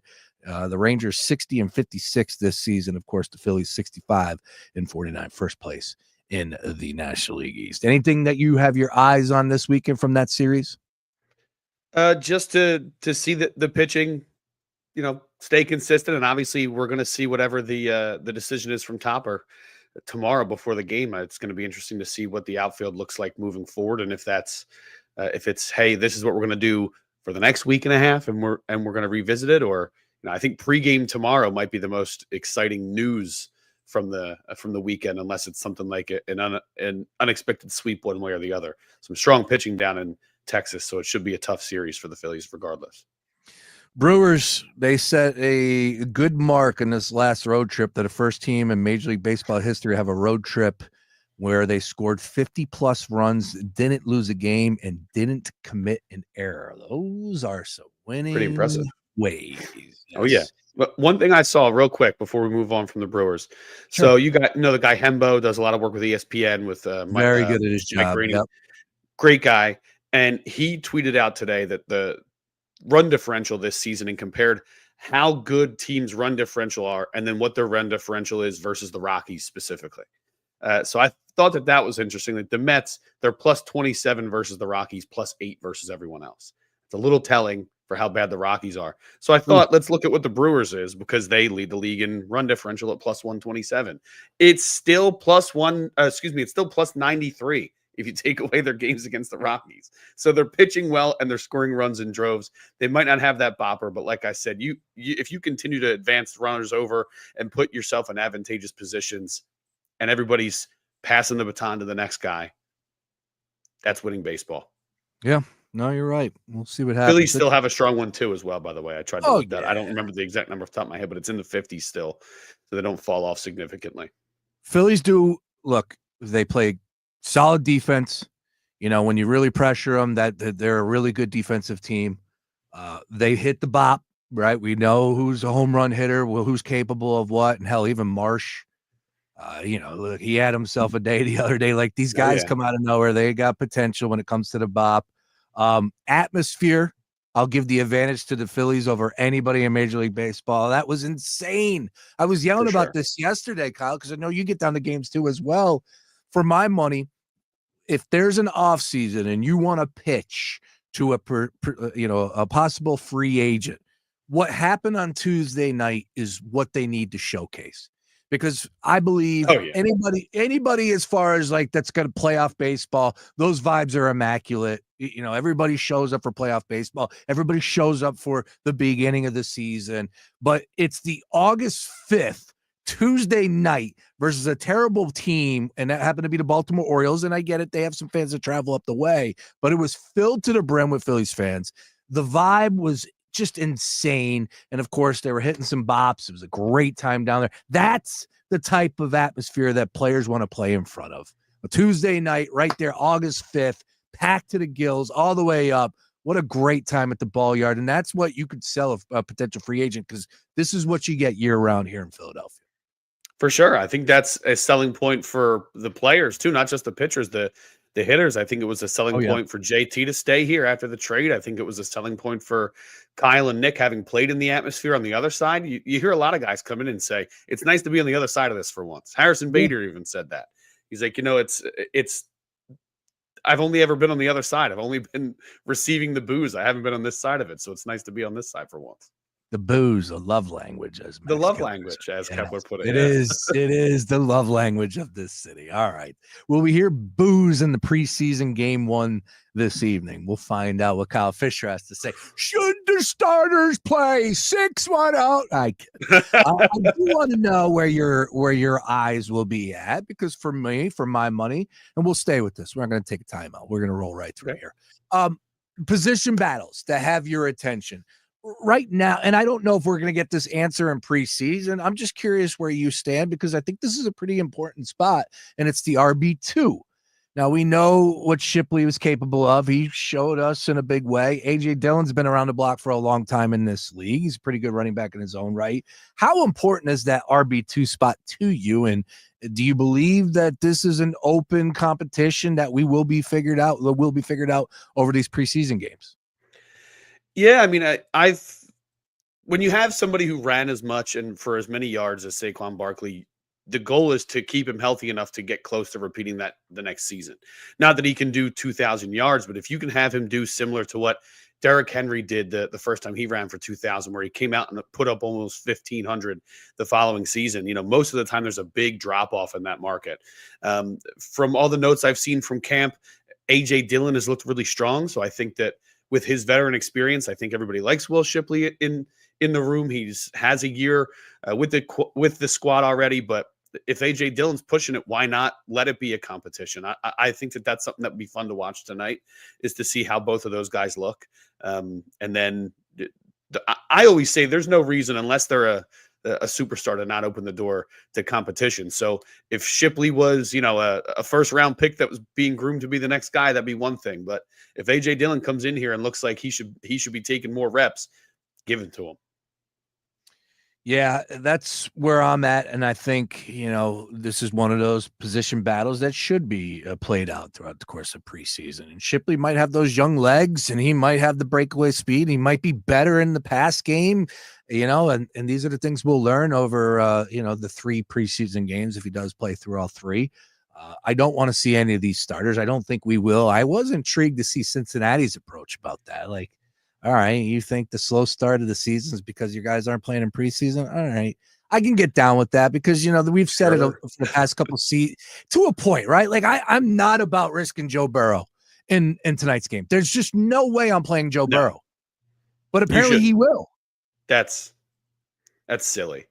Let the linemen get a little bit of legs underneath them, fine, so they can start protecting the guy early and often. But I don't know. I wouldn't risk anybody who's going to make or break my season like that. No. Yeah. Not this early. Maybe, preseason game 3, you want a guy just to get used to getting hit by somebody else who's not wearing the same jersey as him. I'm all for that. But this early, why even? Unless it's like a one drive, hey, we got some fans out there. We want them to get excited. All right, here we go. But I'm not taking any chances. Joe, stay in your coat, your cool glasses. You're not stepping out in that field today. Sorry, but don't even put the pads on, Joe. Don't even warm up. Stay over there on the sideline. But to each their own. And you're talking about a team that's a little bit desperate at this point in time to make a run, make the playoffs in that tough division. We'll see what happens there. 6.5 point spread tonight, Kyle Fisher. The Bengals are favored, and it was down to 1.5. It jumped all the way up to 6.5 simply due to the fact that they're playing their starters in the first quarter from the Bengals perspective. Now, for me, I don't see any value in placing a wager no matter what. People are trying to sell me first half, first quarter. That's cool. Knock yourself out. But I don't dabble as far as the world of preseason football. Good luck, though, to everybody. I did when the Ravens were on their run. That was fun. But the Bengals and Eagles game 1 of preseason, I'm good on that. I'm good on that, too. Yeah. No thanks. Anything on the defensive side of the ball that has your attention that you will be watching for tonight? And take it from there. Where else will your eyes be this evening for game 1 preseason here? Yeah, I'm obviously going to be watching the linebackers closely. I want to see what Jahad Campbell, what Jeremiah Trotter look like. All notes I've read is that they've looked really good, especially this last week in camp. So that'll be fun to see how they look, with some question marks there. And you draft a kid who maybe you didn't think would be ready to play by this time. So there's a little bit of excitement there. Does Trot take the next step? Can he make an impact this season? And who's going to fill in that spot until Zach Bond's ready to go. So I think that's where I'm going to be paying the most attention to. In the secondary, can Keely Ringo, can he take a step up?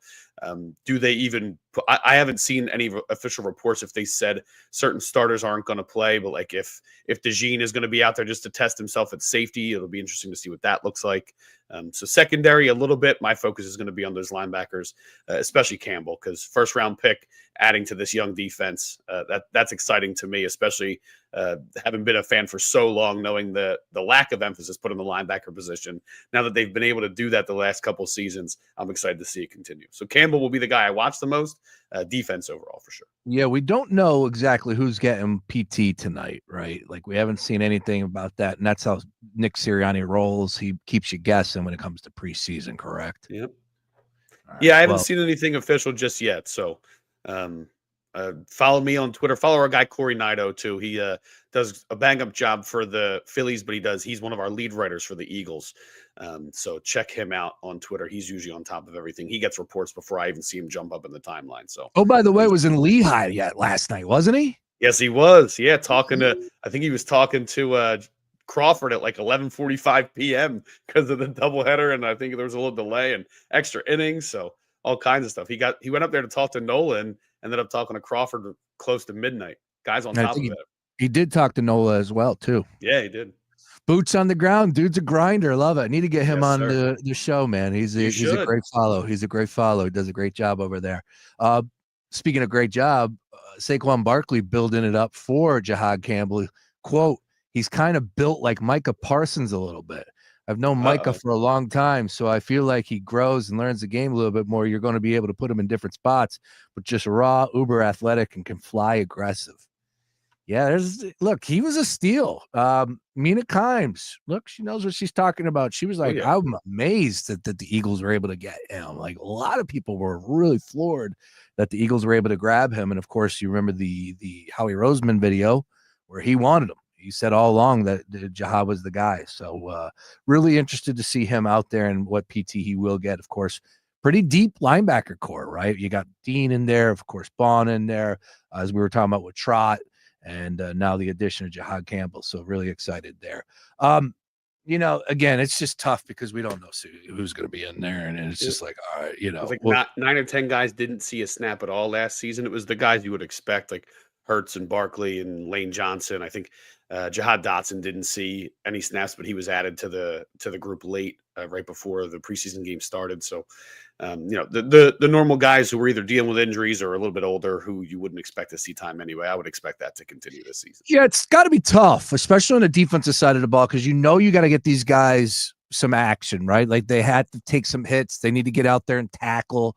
But you don't want to see a guy like, Jalen Carter out there. You don't want to see a Nolan Smith.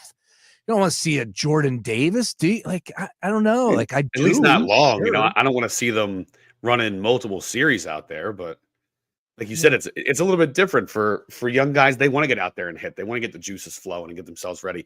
And there's some sort of apparent ban on smelling salts that the NFL has implemented. So maybe these guys need to get the juices flowing a different way. I think they ran that back. I thought like the Players Association came out. Something like the teams can't supply it, but it can be used. I was like, okay, whatever. That's such nonsense. I'll tell you, it's like next to Uncrustables, gum, and Gatorade, it's the most popular thing on the NFL sidelines that I've seen. So if there is a true ban, it's going to be rough. There's some guys who go, I'm not going to name names, but these guys go nuts. No, there was like one guy cup filled with like 4 or 5 of them, and they shake it up and just, that's crazy. There was one guy that said that literally he does it before he steps out the field every single time. It was a guy for the Raiders. Those things are all over the place. You're right. And I was just cracking up thinking about Joe Rogan. He's got like this stash on his podcast table. And like sometimes the guests will be like, stick the nose right in there. And he's just like, you see him. Obviously, they just leave the planet. Different world. Yeah, exactly. All right, preseason game 1, Birds and Bengals. Not much to really dive into there. I mean, we're not going to beat a dead horse by no means, but it is exciting to get football back. So I want to follow up with this.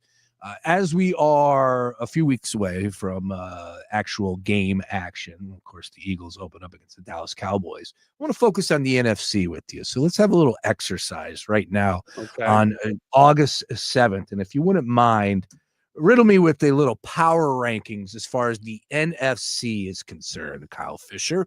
And I would assume, and it's not something that I try to do often is assume, but I believe your mind will have the Philadelphia Eagles power ranked number 1. Is that fair?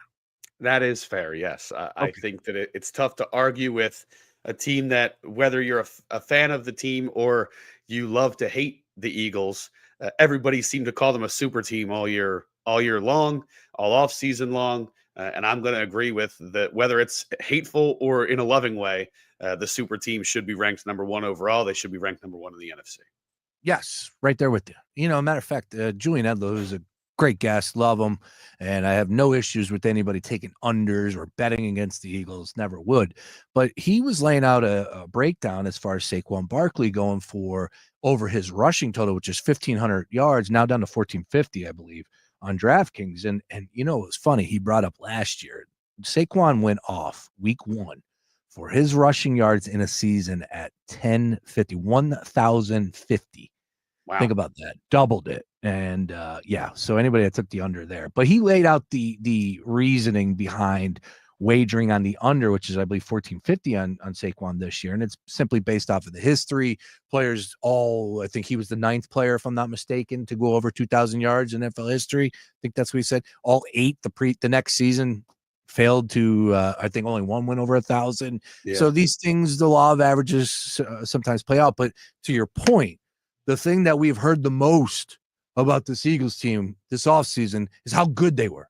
Oh, they're so deep. They're the best. They're so talented. Any quarterback can go in there and win a championship. All right, yeah, well, I don't believe in that part, but what I will say is, yes, that offensive line is nasty. Saquon Barkley is not going to go under his total, knock on wood, if he remains healthy, but we'll see about that. With that being said, Birds 1, power rank in the NFC here with Kyle Fisher.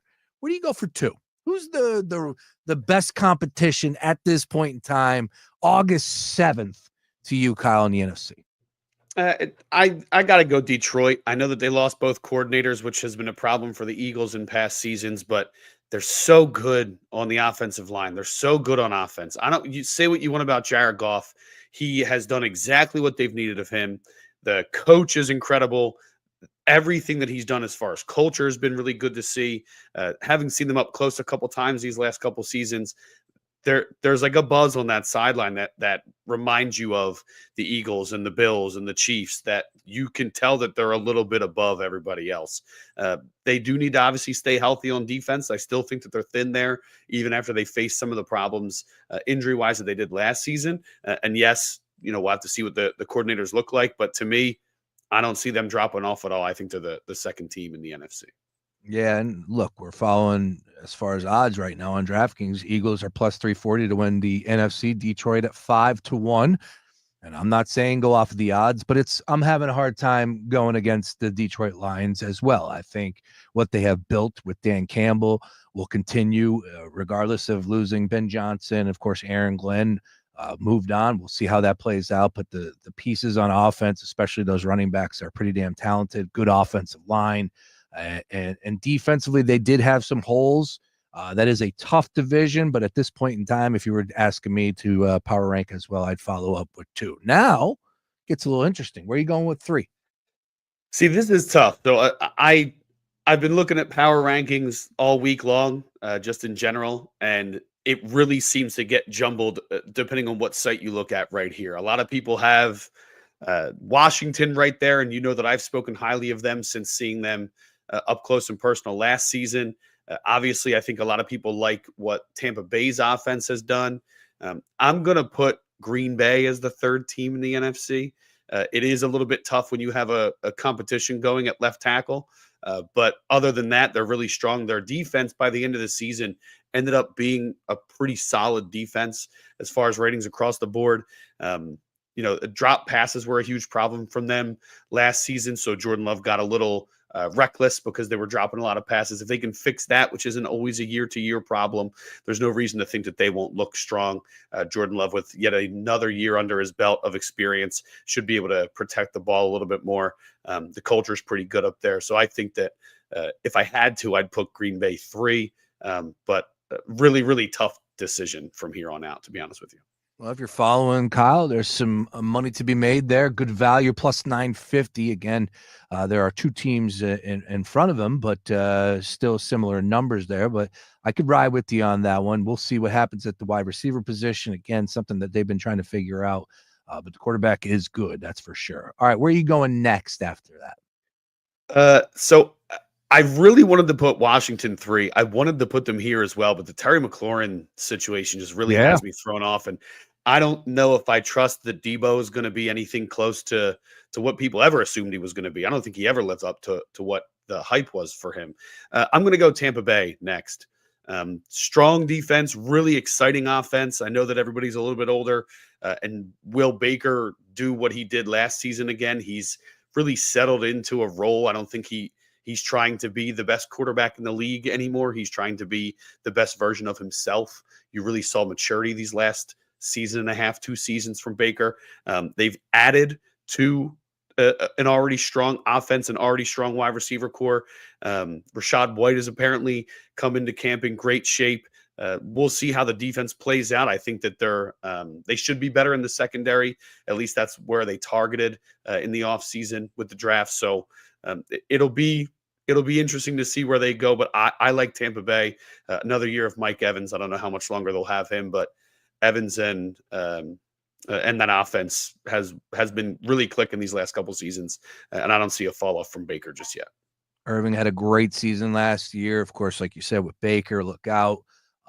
It is intriguing, though, with the Godwin injury, and then Evans, all he does is catch touchdowns. It's been insane. He might be the best Tampa Bay Buccaneer player of all time. 13-1 for the Bucs to represent the NFC in the Super Bowl. All right, and then we'll round it out with 5 here. Your 5th team power rankings NFC. That's where I'm going to put Washington. Okay. I think that they are a really strong, well-run young team. Jaden Daniels is really exciting. I almost traded for him in fantasy a couple weeks ago. That's how exciting he is in a dynasty league. And I'm not big on taking quarterbacks from opposing teams from the Eagles, but they're really good. They've addressed some major areas of concern. They added to that offensive line. They signed some veteran leaders on the defensive end. I think that they don't fall off just yet. I'd put them there. And yes, I know that that's putting them ahead of teams like Dallas and like Minnesota, who everybody has on paper above them. But we'll see. I like them a lot, so I think that they would be 5. And then we can fight about who's after that, Sean. I got my 5 right there, though. Yeah, look, I have no issues with your 5. I think the Commanders, Daniels is the real damn deal. But that sophomore slump is real as well. We'll see. They were dependent on a lot of players that needed to win then and now. Zach Ertz is still, from what I was reading, like the number 1 go-to. I thought Zach Ertz was like right on the cusp of retiring. Yeah, people thought he was cooked 2 years ago, and he found some youth from Daniels. Hopefully he's not taking it away Monstar style, but he's found something with the young quarterback. Yeah, look, we got the Rams over there, the 49ers over there in the West that we didn't discuss. Of course, there are a lot of people out there that want to believe that the Cardinals are a team to watch out for. Of course, in the NFC, the NFC East, you did bring up the Commanders. Could the Cowboys have a bounce back season? Again, they're dealing with nonsense as well. Don't know how that's going to play out. Feels like they always deal with it, but as long as Dak is healthy, that's still a team that could win games. So we'll see. We'll see. All right, game 1 tonight, Kyle Fisher, preseason action. Let's go. Long season in front of us. I don't have to tell you that. You'll be on the sidelines coming up week 1. Where are you at? You're at Green Bay, aren't you? Green Bay, yes, sir. Detroit, Green Bay. We're not sure about week 2 and 3 as of yet. Week 1 is Detroit at Green Bay, so it should be a really fun game. And then the only other week I know so far is week 4 is Baltimore, Kansas City. So the Detroit Lions, a 1.5 underdog on the road in Green Bay. 4:25 kickoff. Yeah, I'll be honest with you. That number surprises me just a little bit there. High total of 49.5. Of course, nice weather out there. I would imagine we will see some points between those two teams, those two division rivals. All right, Kyle Fisher. This is probably the only week I'll be able to wear a golf shirt on the sidelines in Green Bay. Every other weekend, it's going to be too cold. But week 1, I'll be all right. Who's scoring a touchdown tonight for the Eagles? Will Shipley. I think they're going to really lean into the running backs. I know that I just said there's no guarantee he gets it, but I think Shipley gets across the line tonight.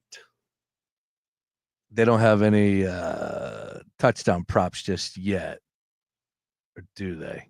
No, there's nothing listed just yet on DraftKings Sportsbook. I don't know. Good luck on that, people, if you want to wager on preseason football. You're going scoring props in preseason football. I love it. I have a different phone number for you. You're my type of person if you're doing that. That's for damn sure. D-gens only, as they say. All right. My Lord. Kyle, you're the best. Continue to follow you on socials. Again, what do you got cooking up over there? Nothing that I'm working on right now. I did just put out a nice little piece about Weston Wilson talking about right. how he changed his attitude, came back with a little chip on the shoulder. And nothing that I'm working on at the moment, but do you mind if I say something about this right here? I see it's a baseball book. Baseball encyclopedia. A baseball encyclopedia. Love it. Love it. Yes, sir. So if you remember, late last year, I talked about a little project that me and some of the Phillies lead writers were working on. It was this book. So myself, Alec Costival, Matt Watson, and Liam Jenkins from Philly Sports Network all got together with King Fisher as the publisher to put together a little geared towards children and teens baseball encyclopedia. So officially a published author, my man, right How here. about that, dude? I got to get myself a Yes, copy. just released number this one. week. Oh, get out of here. Really? Nice work, Yes, man. sir. That's gotta We got be it all over the place. Amazon, Target. You can buy direct from Kingfisher, if you so please. It doesn't necessarily impact me at the end of the day. So not a sales pitch. Just if you're interested in getting something, you got some young people in the family who want to learn a little bit more about baseball. It talks about star players from today and yesteryears. It talks about the history of the game, ballparks, the business behind the game, all kinds of stuff. So a lot picture heavy, but information heavy as well. What'd you say about Barry Bonds? He's in there. I listed. I did the outfield section, and he was the first guy I wrote up. So I did mention that there was some controversy around him, but he's the greatest hitter I've ever seen. So he makes just a little bit. Yeah. What about Pete Rose? No, I kid. I didn't do the shortstop section, so I don't know if he. I don't think he made the cut though. You're the best, Kyle. Great stuff. We'll continue to follow you on all things socials, and of course, reading you at the Philly Sports Network. Can't thank you enough. Enjoy the game tonight. We'll catch up later this week, sir. Appreciate you, man. Thanks. My man, there he is. Once again, Kyle Fisher on the Gambler stream, 5 o'clock hour on the other side. We're doing some Eagles trivia for some Rita's gift cards. I got Rita's gift cards, $50 Rita's gift cards. Yeah, that's all. You can buy a lot of Rita's with that. And we're going to open up the phone lines. Natalie Eganoff's going to join us in the studio. And we'll be doing it all based off of Philadelphia Eagles 2024 trivia. You remember that season? Yeah, it was pretty good. So Natalie's going to join us in studio. We'll talk about the Eagles preseason game, of course, her expectations, what she's going to have her eyes on. We'll mix in some Phillies conversation. And oh, by the way, hook some people up with some Rita's gift cards as well. Don't touch that dial. More Daily Ticket after this. The Gambler. Philly's home for all things sports gambling. Fox Sports Radio, The Gambler. Now, total traffic for Philadelphia. We've got a crash tying up traffic on the Walt Whitman into Philadelphia, crawling from the approach of the bridge to the downside. The left lane is blocked. Into New Jersey, the Walt Whitman jammed the length down to 42 south at Lower Landing Road. That's all volume. And Jan up on the Ben Franklin Bridge now heading into Philadelphia. On the Schuylkill westbound Jan, University to Vine, eastbound stop and go. Blue Route to Belmont and Boulevard to South. Vine Expressway crawling both ways. Schuylkill to Broad. Lara Totella, total traffic. This report is sponsored by Taco Bell. Crispy chicken's better in a Taco Bell taco or burrito or both. Try Taco Bell's new crispy chicken taco and or burrito today at participating Taco Bell stores for a limited time only. Contact store for availability. Do you own or manage a business here in Philadelphia? Are you unsure where to start when it comes to advertising? Well, here's a surprise. Fox Sports The Gambler, your local iHeart station, is the one place you can get it all. Hey, it's Sean Brace, and we can help with everything from radio and podcast ads to social media and digital. And we can even get local voices like mine spreading the word about your business. So if you're looking for someone to take care of it all, do yourself a favor right now. Call 844-844-iHeart or visit iHeartAdvertising.com today. Ice Cube's Big Three is the surprise hit of the summer. Michael Beasley and Lance Stevenson in a revenge game versus Houston. And Dwight Howard plays Gary Payton's team. 2 revenge games for playoff survival. CBS Saturday at 4 p.m. Eastern, 1 p.m. Pacific. Presented by iHeart. Stay tuned to Fox PHL The Gambler for the latest CEOs you should know. David Goodstadt, founder and CEO of Ballers. Comcast Business, powering possibilities. Whether it's day or night, Hot flashes due to menopause can be unpredictable.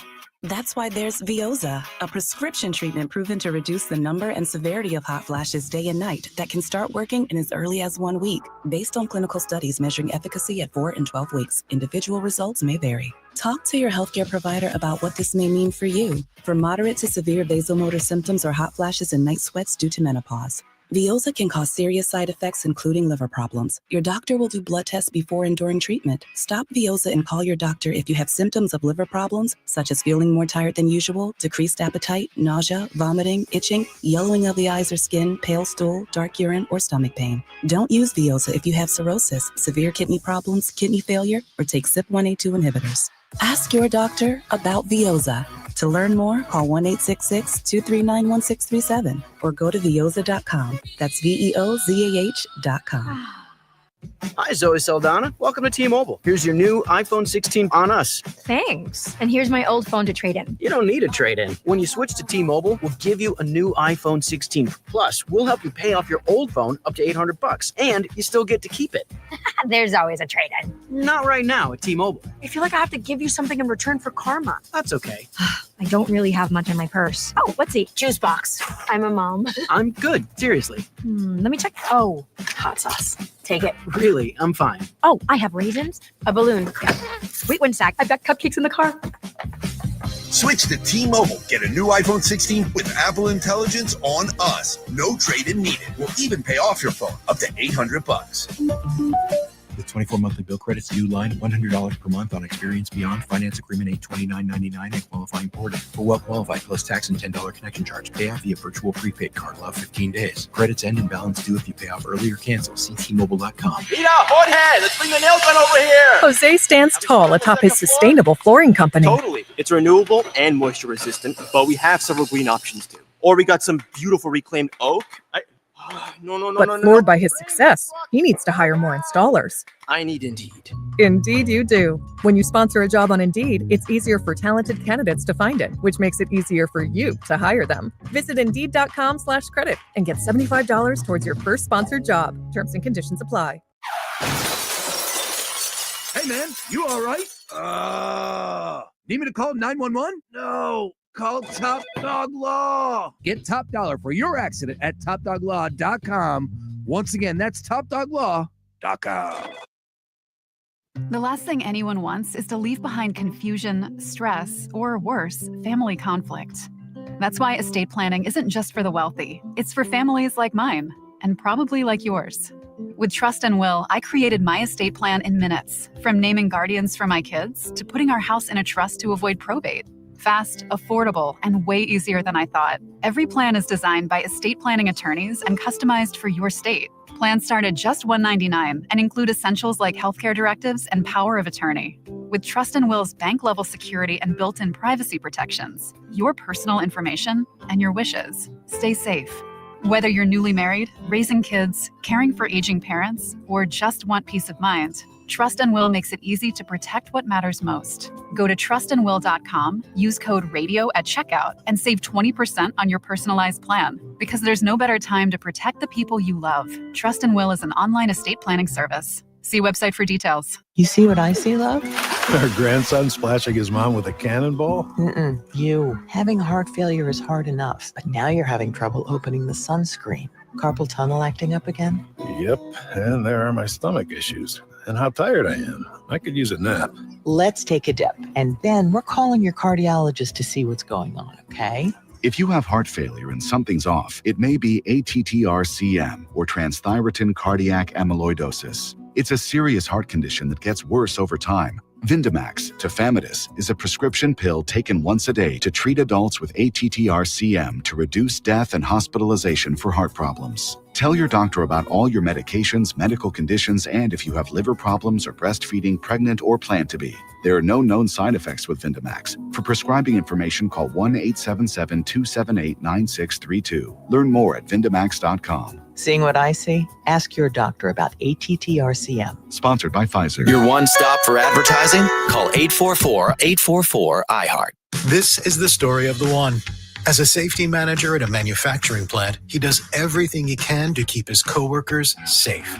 From finding ways to reduce risks to keeping safety supplies in stock. And for that, he relies on Grainger.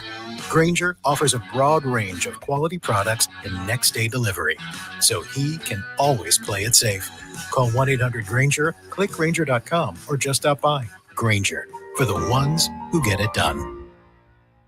Here's Comedians and Sketchers Getting Comfortable, presented by Hands Free Skechers Slip-Ins. Hey, I'm Bobby Slayton, and I'm here with my pal, comedian, and Skechers ambassador, Mr. Howie Mandel. Why did it take so long to invent something as amazing as slip-ins? I know it seems simple, but it took Skechers to invent a better pair of shoes. Yep, with Skechers slip-ins, you just step it and go. You don't have to touch your shoes. And by the way, slip-ins are for the whole family, men, women, and kids. In all your favorite Skechers styles, find Skechers slip-ins at a Skechers store, Skechers.com, or wherever stylish footwear is sold. Rapid radios are instant push-to-talk walkie-talkies, offering national LTE coverage and no subscription ever. A great alternative to a mobile phone for your kids. For a limited time, go to rapidradios.com and you'll get 60% off, free UPS shipping. Add code radio and get an extra 5% off. A moonlit sky overnight with comfortable conditions, 65 degrees in the city, closer to 60 in most of the outlying suburbs. And it's a fine finish to the week. Friday, lots of sunshine, just a few puffy cumulus clouds and low humidity. Temperatures a few degrees below average. Enjoy it at 84. I'm meteorologist Adam Joseph with your 6 ABC forecast. This report is sponsored by Staples. What up, Mario Lopez here? You know, I love me a throwback like the Staples Easy button. It's back and bringing more easy than ever. Custom prints, shipping services, even passport photos. Plus, next day delivery to over 98% of the U.S. Yeah, Staples, that was easy. We all remember that one teacher who made a difference. Now's your chance to say thank you in a big way. iHeartRadio's Thank a Teacher, powered by Donors Choose. Nominate an outstanding teacher in your life to be among the winners of $5,000 to stock their classroom at iHeartRadio.com/teachers. Mix and match scents to create your own unique scent combo that is as unique as you are. Mix, match, more happy with Gain. Fox Sports Radio, The Gambler. Now, total traffic for Philadelphia. Heads up if you use the Walt Whitman Bridge. Crawling into Philadelphia right now on the downside. There's a crash in the left lane. Jam the length into New Jersey down to 42 south of Creek Road, just volume. And you end up getting onto the Ben Franklin Bridge, and that's backed up, approaching the toll plaza to the upside with people avoiding the Walt Whitman. Getting busy with Eagles volume, 95 northbound Jan State Line to the Commodore Barry, then heavy approaching across Girard Point Bridge to Penn's Landing and Allegheny to Bridge, southbound Jan Academy to Betsy Ross. All right, Totella, total traffic. This report is sponsored by Taco Bell. Crispy chicken's better in a Taco Bell taco or burrito or both. Try Taco Bell's new crispy chicken taco and or burrito today at participating Taco Bell stores for a limited time only. Contact store for availability. Hi, Zoe Saldana. Welcome to T-Mobile. Here's your new iPhone 16 on us. Thanks. And here's my old phone to trade in. You don't need a trade-in. When you switch to T-Mobile, we'll give you a new iPhone 16. Plus, we'll help you pay off your old phone up to $800, and you still get to keep it. There's always a trade-in. Not right now at T-Mobile. I feel like I have to give you something in return for karma. That's okay. I don't really have much in my purse. Oh, let's see. Juice box. I'm a mom. I'm good. Seriously. Let me check. Oh, hot sauce. Take it. Really, I'm fine. Oh, I have raisins, a balloon, sweet one sack. I've got cupcakes in the car. Switch to T-Mobile. Get a new iPhone 16 with Apple Intelligence on us. No trade-in needed. We'll even pay off your phone up to $800. With 24 monthly bill credits, new line, $100 per month on Experience Beyond. Finance agreement $829.99 and qualifying portal. For well qualified, plus tax and $10 connection charge. Pay off via virtual prepaid card. Allow 15 days. Credits end and balance due if you pay off early or cancel. See T-Mobile.com. Oh, no. Not again, Moose. That's my third premium ball in the water today. So just grab another one, Harry.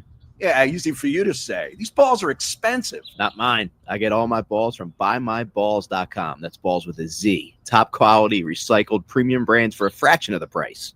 Wait a second, Moose. So you're playing premium balls and not freaking out when you lose one? Yeah, you got it. Hurry up. You're holding everybody up. Ha. Yep. I'm ordering from buymyballs.com right now. Buy premium golf balls without the premium price. Buymyballs.com. Sound familiar? At Mattress Firm, we understand there are many problems like snoring, aches and pains, hot sleep, or even an old saggy mattress that can keep you up at night. And our sleep experts have the unrivaled know-how to match you with a mattress that can help. And now you can upgrade to a queen mattress and adjustable base for just $499.99. For the great sleep you deserve, visit Mattress Firm. We make sleep easy. Restrictions apply. See store or website for details. Number 1 on your car radio preset and the new and improved iHeartRadio app. WDAS and WD273D Philadelphia is Fox Sports Radio, The Gambler.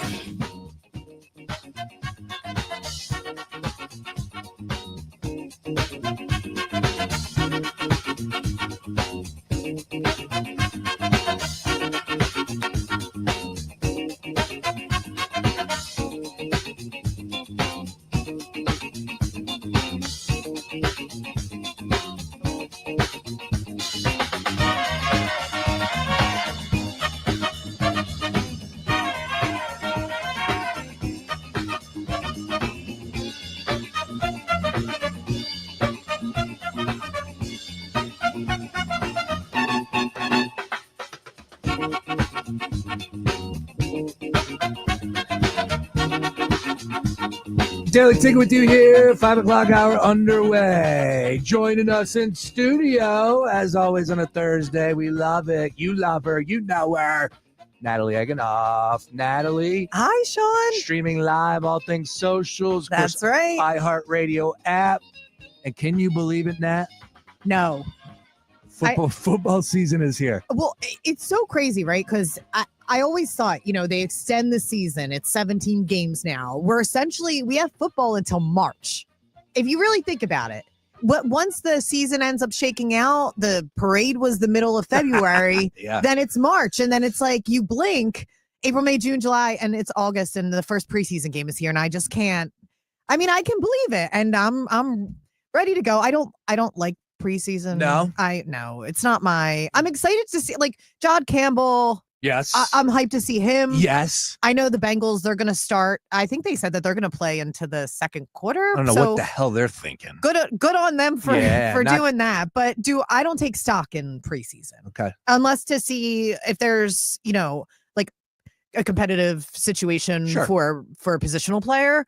But it is, if they lose, I'm not going to lose my mind. Do you go to preseason games?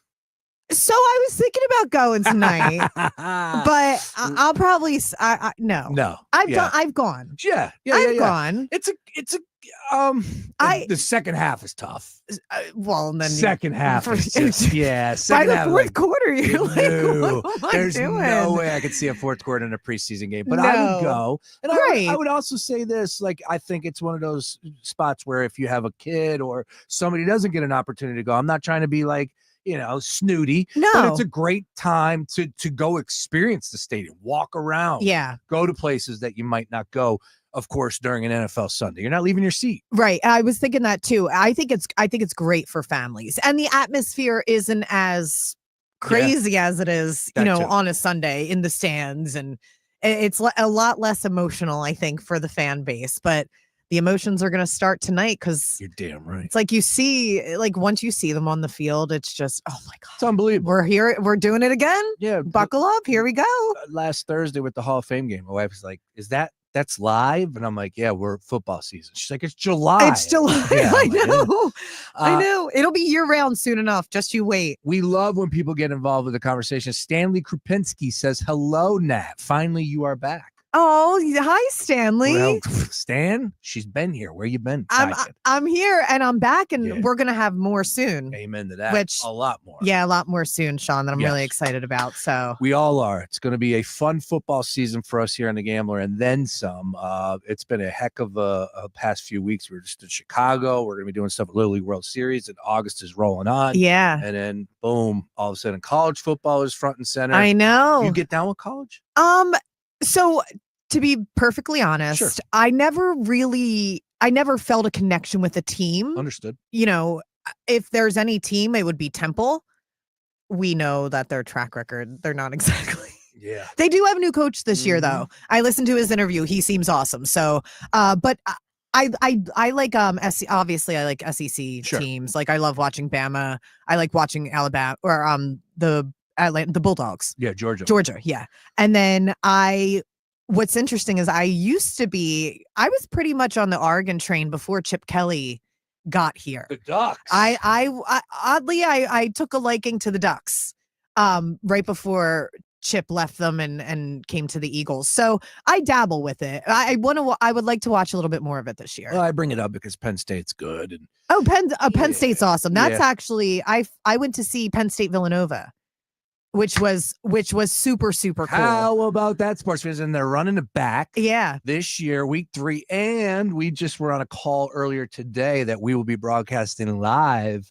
I'll be doing my show from Happy Valley on Friday. Oh, amazing. Yep, 3 to 6. We're going to be at a bar. Forgive me. It's Field Burger. I just found this out today. Yeah. Don't kill me, but a beautiful location, and we're going to be building it up even more. That's going to be 3 to 6. Then it's Saturday morning, Play Fly Sports. We're going to be out there outside the stadium. Oh, wow. Yeah, and we're going to be rocking out. Of course, you can catch all Villanova football and basketball games right here on The Gambler. Yes. And we're excited about another season fast approaching here. Coming up in 2 weeks' time, we'll be at Ocean City, New Jersey for an open practice for Villanova. Oh, that's awesome. I want to put that out there for the programming notes for the people. Yeah. And any excuse that I get down to the shore is a good excuse in my book. So. Football at the shore, too.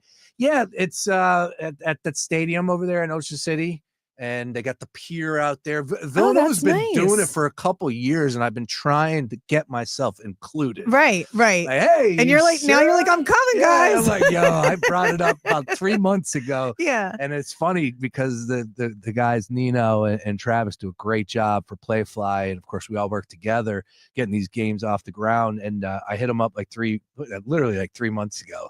And they responded like, wow, man, I'm so happy. Like thank you for, and it was, selfish reasons. I wanted to go to Penn State and I want to be at Ocean City, New Jersey. Yeah, that's all right. Look, there's perks in this job and you got to collect them as they come along. Yeah, exactly. Happy Valley will be fun though. The only time I'd ever been up there was when I went to see that game. Never been to a game.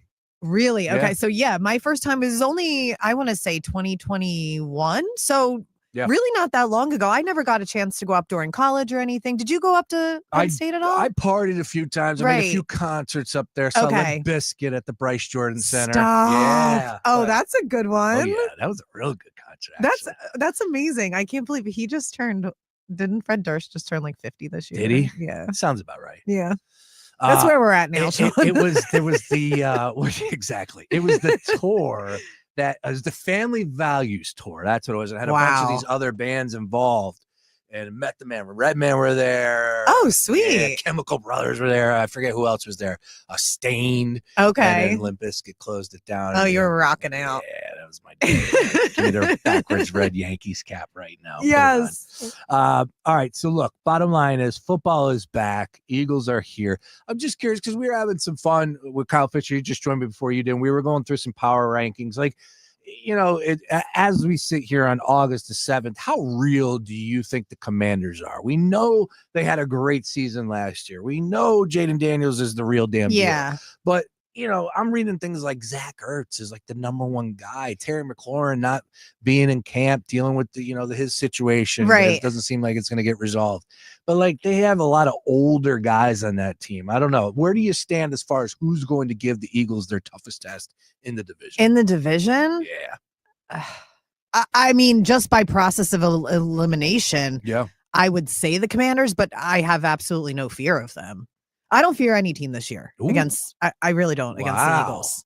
I don't. Are we running it back? So I know how impossible it is to technically, but but if you look all summer long, it's been who is going to be the team to beat the Eagles. Like we're the gold standard now. Mm-hmm. And divisionally, I really don't.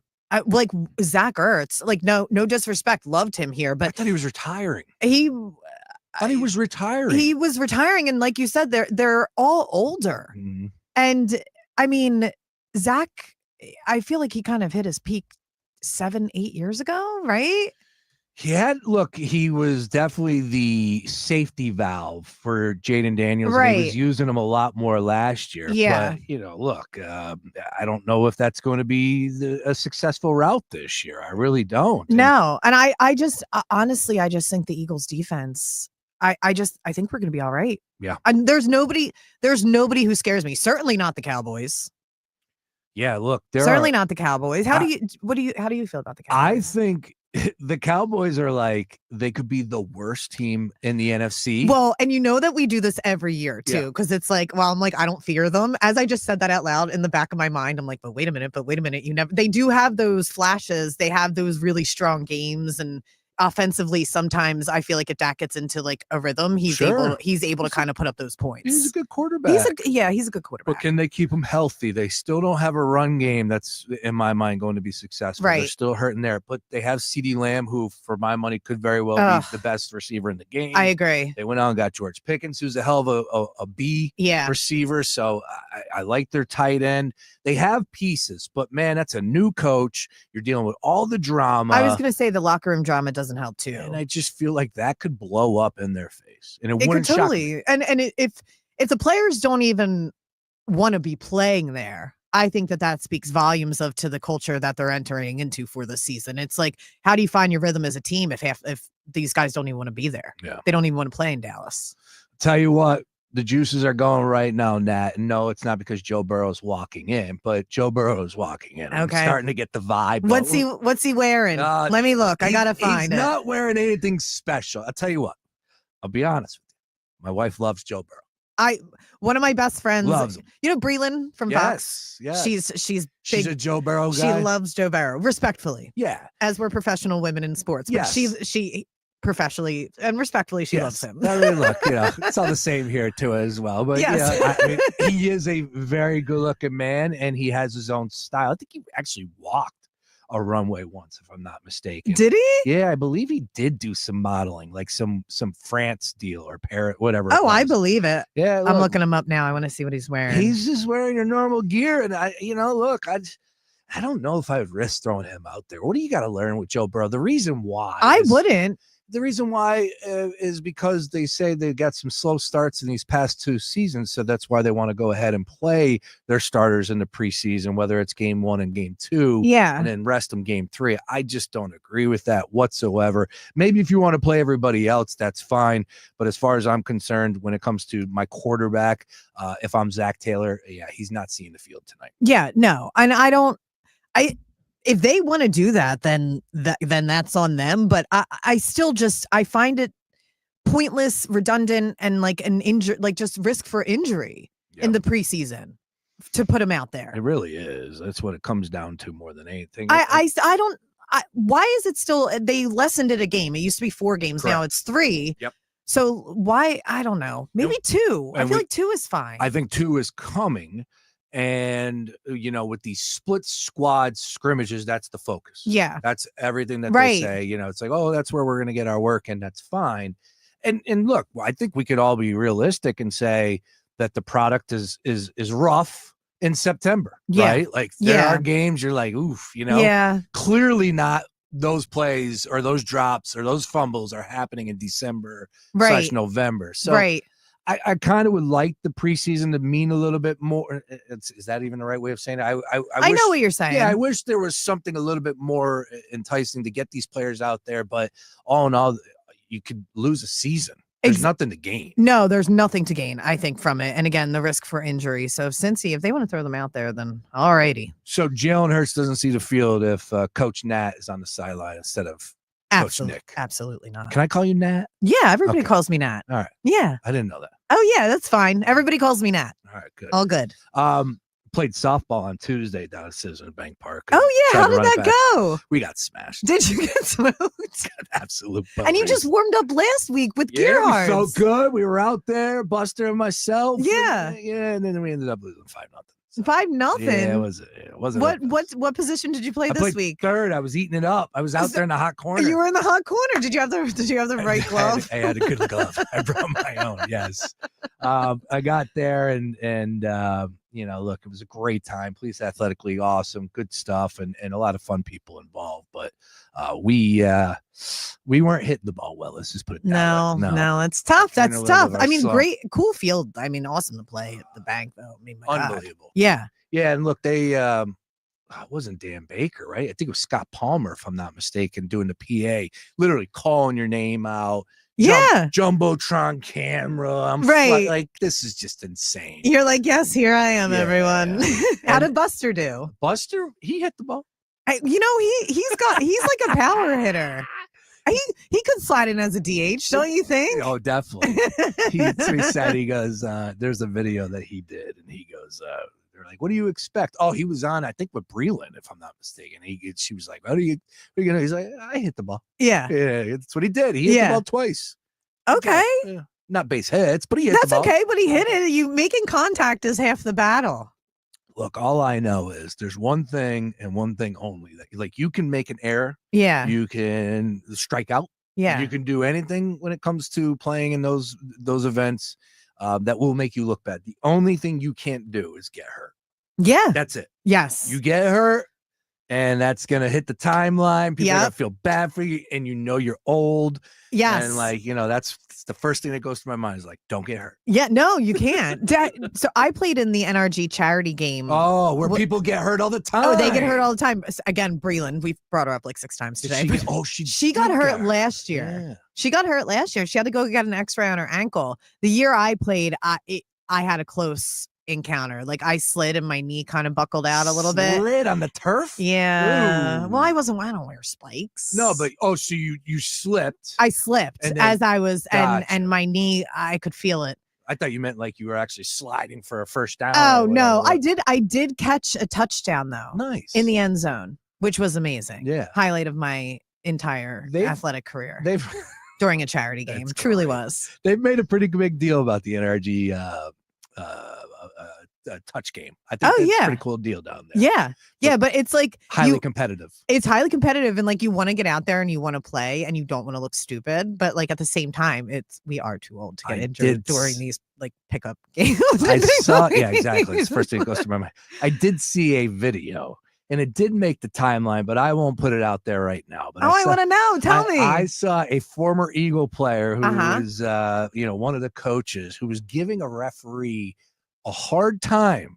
Okay. And went up and kicked the ball, and it literally hit a girl in her head. Oh no. Yes. This video was on the timeline. Did not get a lot of PT, but I saw it. Okay. you're gonna have to tell me. I'll tell you at the commercial. Exactly. All right, look, we're having some fun here. NFL season is back, and we're not going to spend too much time as far as preseason is concerned. The only other one I wanted to bring up, and I know I haven't had a chance to talk to you, so I don't want to, blindside you with any of these topics, but I know you can relate to it, and you can bring it, with a conversation as far as we know who he is. It is Shedeur Sanders. Yeah. And he's getting PT, and he's getting the opportunity to play as the starting quarterback for the Cleveland Browns. Yes. Right? They're dealing with a bunch of injuries. He was drafted in the 5th round.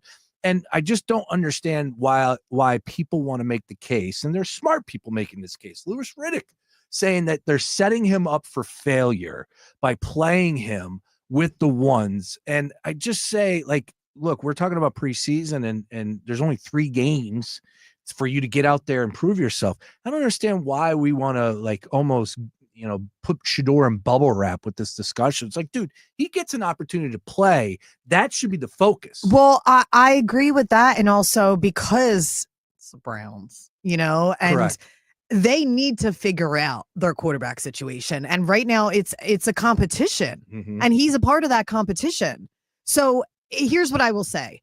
Back in yesteryear, before the Eagles became the gold standard in the NFL. Hey, now, like that. Yes. Back in yesteryear, when the Eagles were dire, we've lived through how many of those seasons in the early 2000s.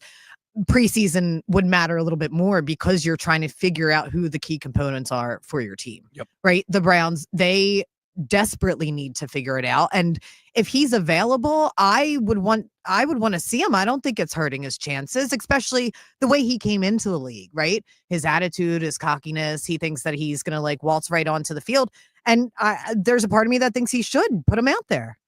I agree. And I'm intrigued to see him play. Do you know what I mean? Absolutely. I'm looking forward to seeing him play in the preseason. Well, if there's anything like it's those types of names, those types of players where it's like, okay, let's see how they actually translate, in an NFL game. Yeah. And especially at a position like that. At quarterback. Yeah. Where that could make or break the franchise for the next you never know how many years. And look, we know the name. That's fine. It's very odd. It's just been odd, the whole deal with him, because he ripped it up at Colorado, and I get it wasn't the best competition for some people out there.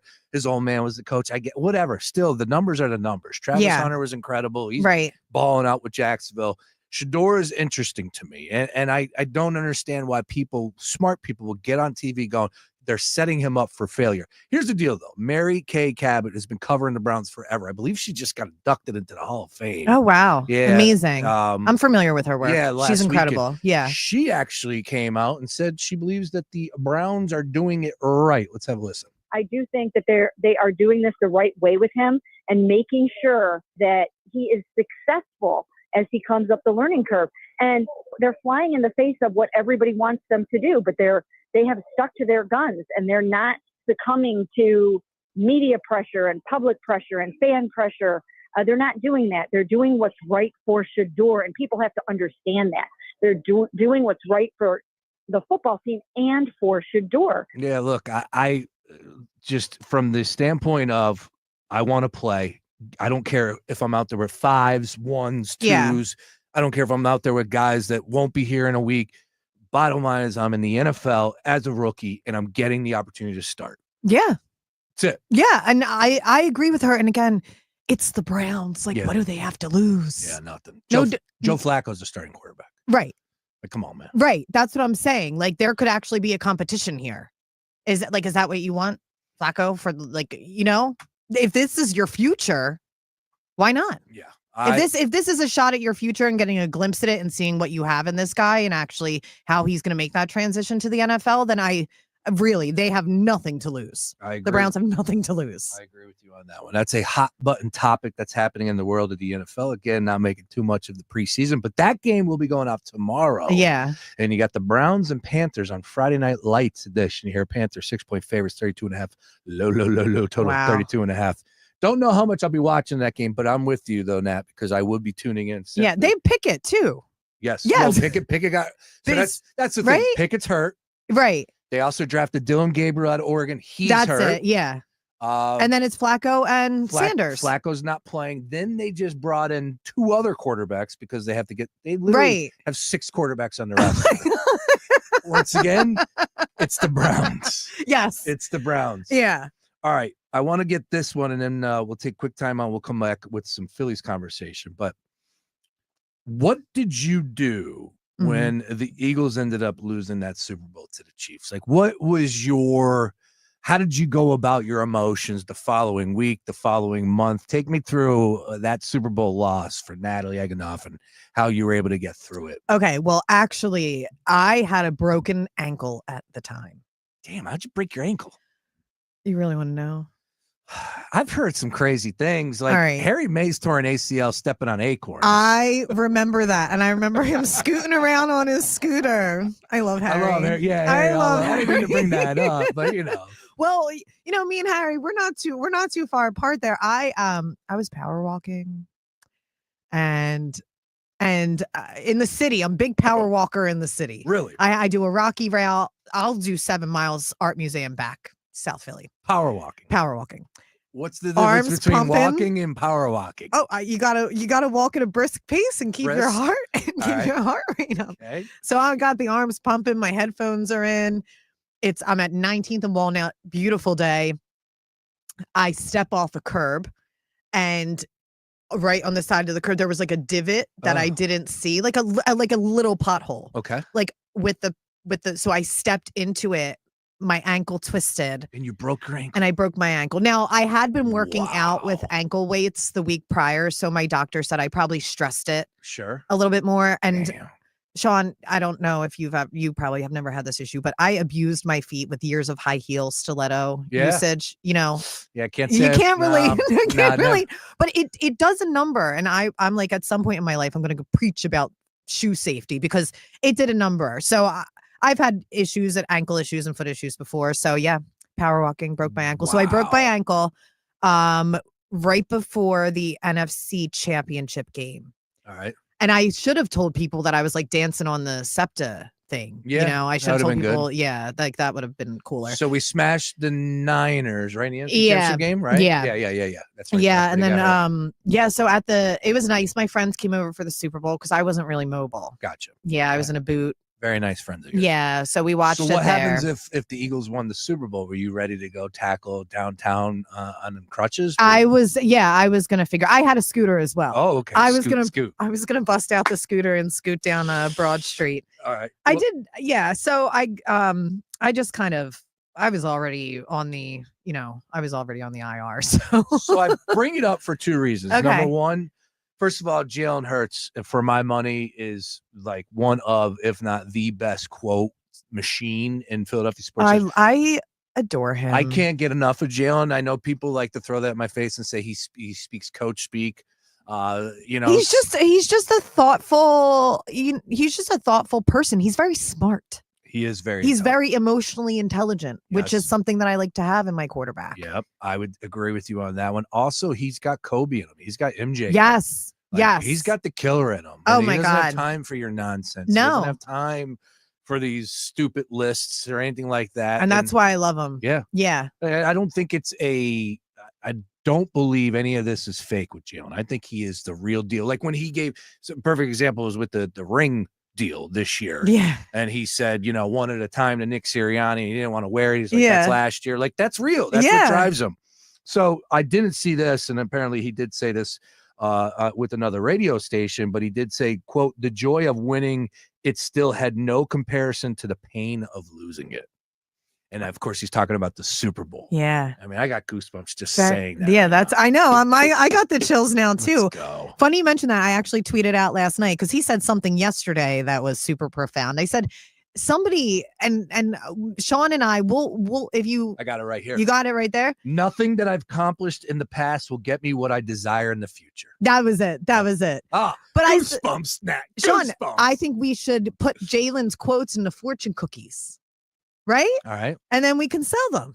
What do you think? Jalen, let us know. Yeah, Me and Sean are he's in. here. He's in on that one. I like that. Hertz fortune cookies. I can't get enough of his quotes. I really can't. He's like so thoughtful. And I remember thinking that when he first came here too, because he got up on, he had his press conference and he was loading and saying like all these great things and or emoting. And he's very cerebral. Somebody said he's a cerebral assassin. Ooh. I know. I said, I wish to be described that way I was someday, gonna say, right? yeah.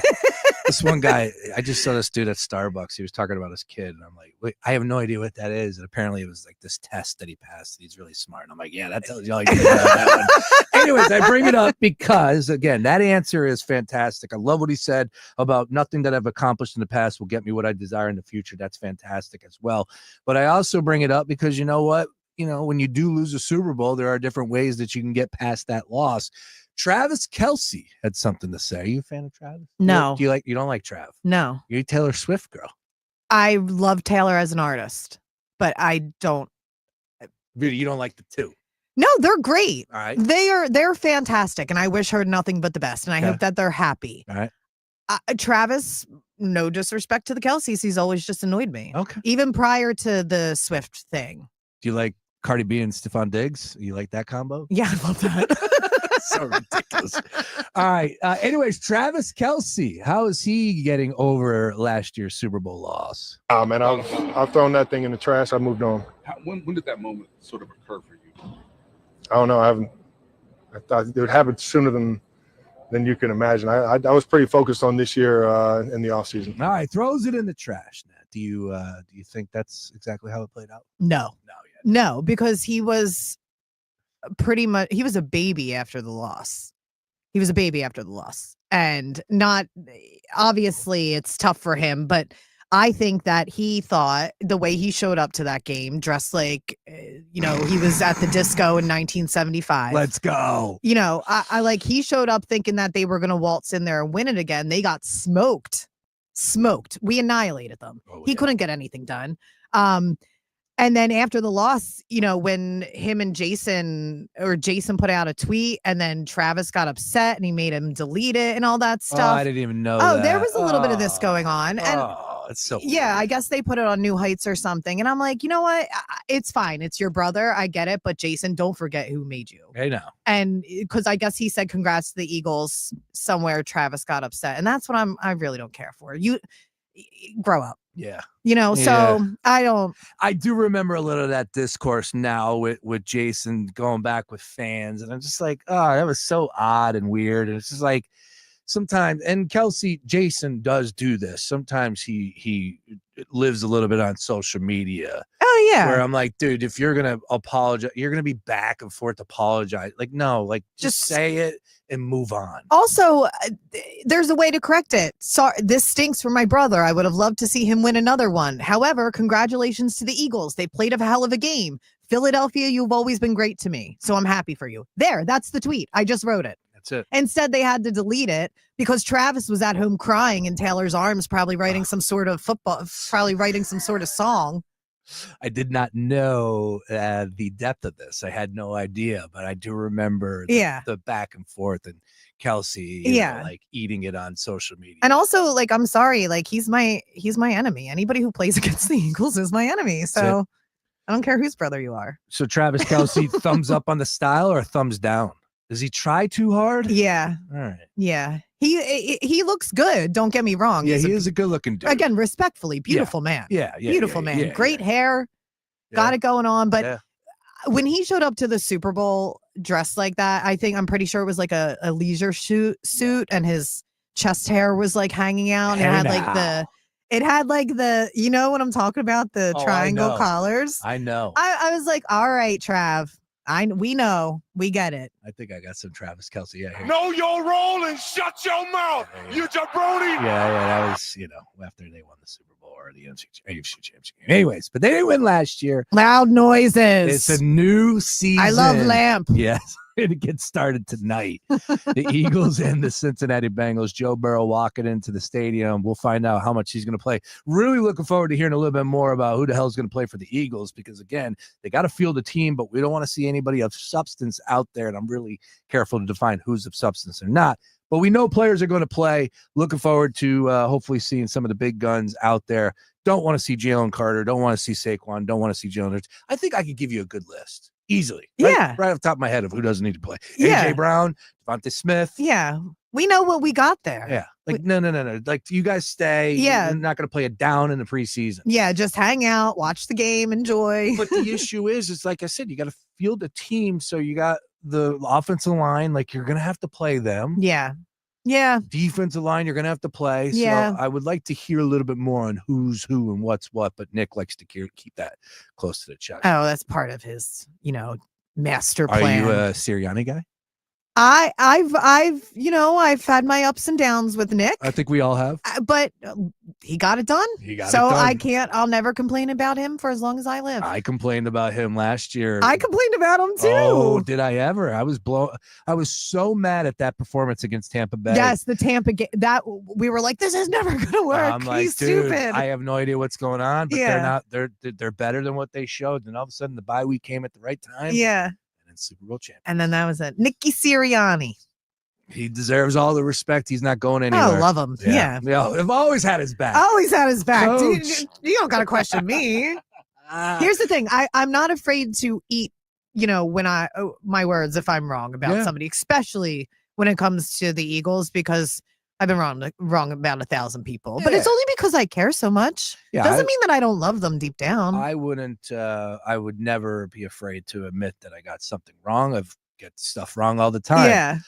And I did absolutely come out and I was anti-Sirianni. And I know that there were like two dudes on the national level that took my one tweet and I'm like, that's it. I've had enough. I'm out on Sirianni. He's got to go. Yeah. And then that they brought it up all season long. Oh, in the God. playoffs. What were you saying then? I'm like, you can't look. It's an emotional game. And like this person is at the helm. He's supposed to be, I'm not even play calling, but fostering the energy on the field. So it's one of those things where you got to ride the wave with them. I actually have this t-shirt, Sean. It says Sirianni's Botanical Gardens. Oh God. It goes, keep watering, keep fertilizing. Yeah. That was gold. That was, Do you remember that? Yes. That was that was a long time Accountability. ago. Yes, Right? accountability. Yes, Yeah. exactly. Oh, we got some good hits. Remember this one? Let me see. Let me hear. Well, this isn't Sirianni, but I just pulled up my Super Bowl folder. Okay. This is a classic. Okay. Let me hear you all say ELGSES Eagles.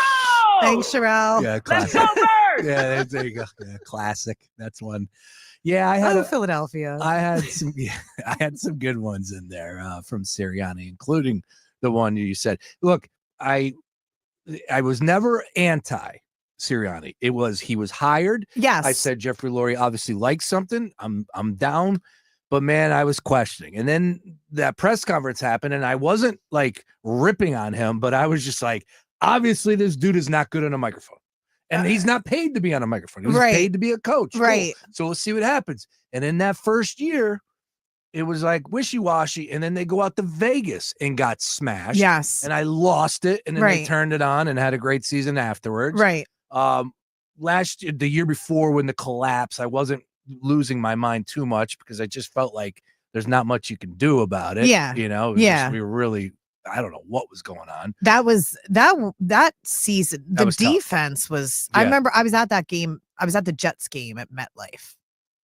Do you remember that? Oh yeah. And that was like, I was like, what am I watching? Yeah, the defense Bizarre. was atrocious. And Then they dropped the rest of the season. Yep. That was such a weird season. That was bad because they beat the Bills at home, and it was like, all right, started to flex. Right. I believe Jalen Hurts is going to be the MVP, but you know, and like I said, following up the next season, Yeah. you just feel like, all right, man, they have all these pieces. You can't waste it. Yeah, no. And the next thing you know, they start the season off a little sluggish. That was what was the game that they ended up losing? It was the Falcons game, right? Yes. With the dumb Yes. pass play at the end. Yep. All right, that was a disaster. And then of course they go down to Tampa and lose that game. It's like, all right, what are we doing now? Yeah. So I was out on Sirianni, and he proved me wrong. Yeah, which is all that I ask from players, coaches, anybody. You know what I'm saying? Prove me wrong. Yeah. Because right now I don't like you. You know? A lot of games left. And Oh, I of love 'em course, today. Oh God. Yeah. Name my kid after him. My next kid. Yeah. Right. Natalie Eganoff is hanging out with me. We're here till 6 o'clock. Coming up at 6 o'clock, got a brand new episode of Swing It and Ding It. So don't touch that dial. Moose and Maze coming your way. All things PGA Tour. We got the PGA playoffs rolling on right now. No Rory McIlroy, but nobody does Philly golf better than Moose and Maze on Swing It and Ding It. And shout out Danielle Matthews. I believe she's not on this episode. So that's coming your way at 6 o'clock. Quick timeout. Other side, shifting gears, and we're going to talk about them Fightins who have the night off. The first place Phillies right now, but not everything that we want to see right now with Zach Wheeler. He is bumped to Sunday, missing a start. The concern level for Natalie Eganoff. We'll find that out on the other side. It's the Daily Ticket. Don't go there. The Gambler. Philly's home for all things sports. Our gambling. iHeartRadio Music Festival, presented by Capital One, is back in Vegas. T-Mobile Arena. Streaming live only on Hulu. A weekend full of superstar performances. And keep listening for the next chance to win your way there. Lenovo and the iHeartRadio Music Festival. Tech that hits different. Can your gear keep up with the beat? Lenovo PCs are built for creators, dreamers, and fans who don't hit pause. Visit Lenovo.com for the latest in AI PCs and game-changing tech. Fox Sports Radio, The Gambler. Now, total traffic for Philadelphia. Preseason football at the Link tonight. We're seeing volume headed to South Philly, 95 northbound Jan State Line, the Commodore Barry from the airport to Broad Street, Walt Whitman to Penn's Landing and Girard up the bridge, southbound Jan approaching Cotman to the Betsy Ross, and then heavy Penn's Landing to Packer Avenue, eastbound Schuylkill stopping a Blue Route to Belmont and Boulevard to South, westbound Jan University to Vine Expressway tied up both ways, Schuylkill to 985. On the westbound side, the right lane's blocked just past the Parkway with police activity. All right, to tell total traffic. This report is sponsored by Straight Talk Wireless. Don't let data limits hold you back from being the gift master in the family group chat. Switch to Straight Talk Wireless and get real unlimited data on a reliable 5G network. Straight Talk, available at straighttalk.com or Walmart. Run a business and not thinking about podcasting? Think again. More Americans listen to podcasts than ad-supported streaming music from Spotify and Pandora. And as the #1 podcaster, iHeart's twice as large as the next two combined. So whatever your customers are into, true crime, sports, comedy, culture, they'll hear your message. Plus, only iHeart can extend your message to audiences across broadcast radio. And all this reach means everything. Just think about the universal marketing formula. The number of consumers who hear your message times the response rate equals the results. Now let's get those results growing for you. Think podcasting can help your business? Think iHeart. Streaming, radio, and podcasting. Let us show you at iHeartAdvertising.com. That's iHeartAdvertising.com. Or call 844-844-iHeart. One more time, call 844-844-iHeart and get podcasting working for you. Looking for sun protection that actually works and feels great? Wear SPF by PGA Pro Justin Thomas has you covered, both on and off the course. Dermatologist tested and sweat resistant, it's broad spectrum SPF that won't mess up your swing or your skin. From the first tee to everyday life, Wear SPF is a high-performance skincare collection that helps you protect yourself like the pros. It's par for the course. Shop now at wearspf.com and stay sun safe all year long. That's wearspf.com. Hi, Zoe Saldana. Welcome to T-Mobile. Here's your new iPhone 16 on us. Thanks. And here's my old phone to trade in. You don't need a trade-in. When you switch to T-Mobile, we'll give you a new iPhone 16. Plus, we'll help you pay off your old phone up to $800, and you still get to keep it. There's always a trade-in. Not right now at T-Mobile. I feel like I have to give you something in return for karma. That's okay. I don't really have much in my purse. Oh, let's see. Juice box. I'm a mom. I'm good. Seriously. Let me check. Oh, hot sauce. Take it. Really, I'm fine. Oh, I have raisins, a balloon, sweet one sack. I've got cupcakes in the car. Switch to T-Mobile. Get a new iPhone 16 with Apple Intelligence on us. No trade-in needed. We'll even pay off your phone up to $800. With 24 monthly bill credits, new line, $100 per month on Experience Beyond. Finance agreement $829.99 and qualifying ported. For well qualified, plus tax and $10 connection charge. Pay off via virtual prepaid card. Allow 15 days. Credits end and balance due if you pay off early or cancel. See T-Mobile.com. Some things can steal your sunshine. Ugh, I just got my hair done. Sorry, the cooler's broken. Anyone see my flip-flops? Anyone? But COVID-19 can steal a lot more. I just took a COVID test. Ugh. Prescription medications for COVID exist. If you test positive this summer, ask your doctor if they're right for you. Visit PfizerForAll.com/COVID-19 to learn more. Sponsored by Pfizer. Hey, man, you all right? Need me to call 911? No. Call Top Dog Law. Get top dollar for your accident at TopDogLaw.com. Once again, that's TopDogLaw.com.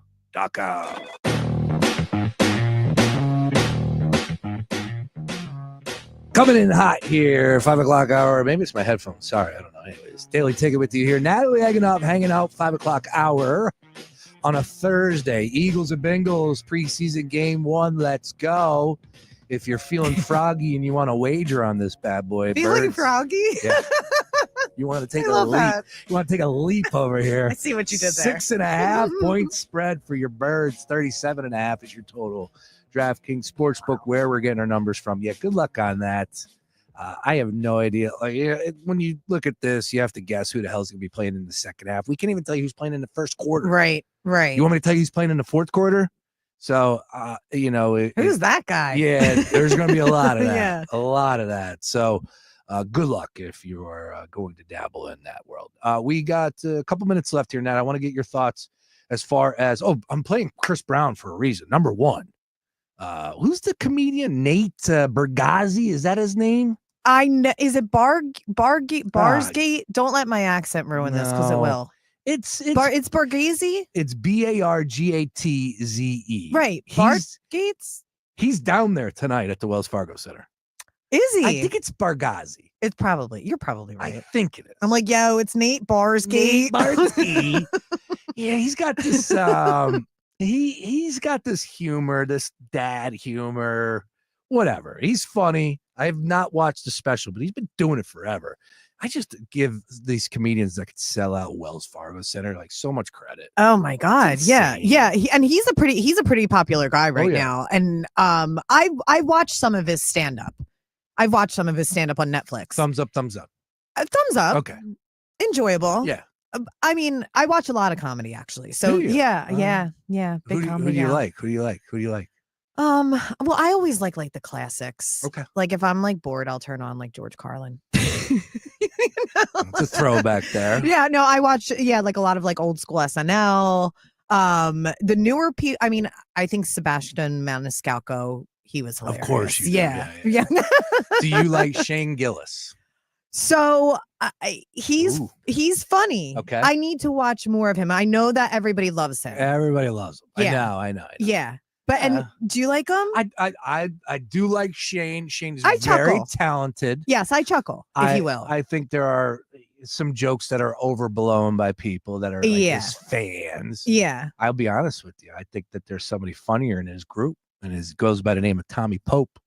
Oh, I've heard, yes, people Tommy's love him, my right? guy. Yeah. Tommy. Okay. Now Shane is really good. Like not sitcom, but like he's sketch comedy. Yes. He is unbelievable at. Now, Yeah. it's not to say Shane Gillis isn't funny as a stand-up, Right. but to each their own. Yeah. Right. I think his humor is a little sometimes a little simple. That's all. I Not Sean, trying to be on my hoity-toity cloud over here. Look, I tend to agree with you. Yeah. I chuckle. Yeah.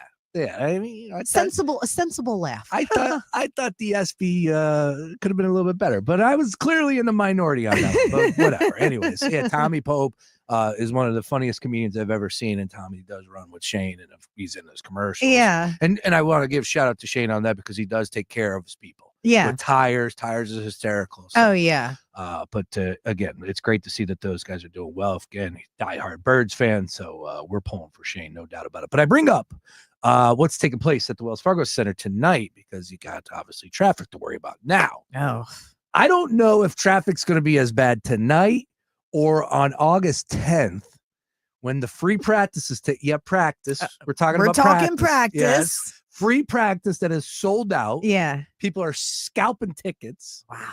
Terrible human beings out there. It's for charity. It's unbelievable. Wow. And it's like 5-time price jack up I saw in Crossing Broad today. I was cracking up can't. about that. And people will buy it. Also, Chris Brown will be at the Citizens Bank Park across the street.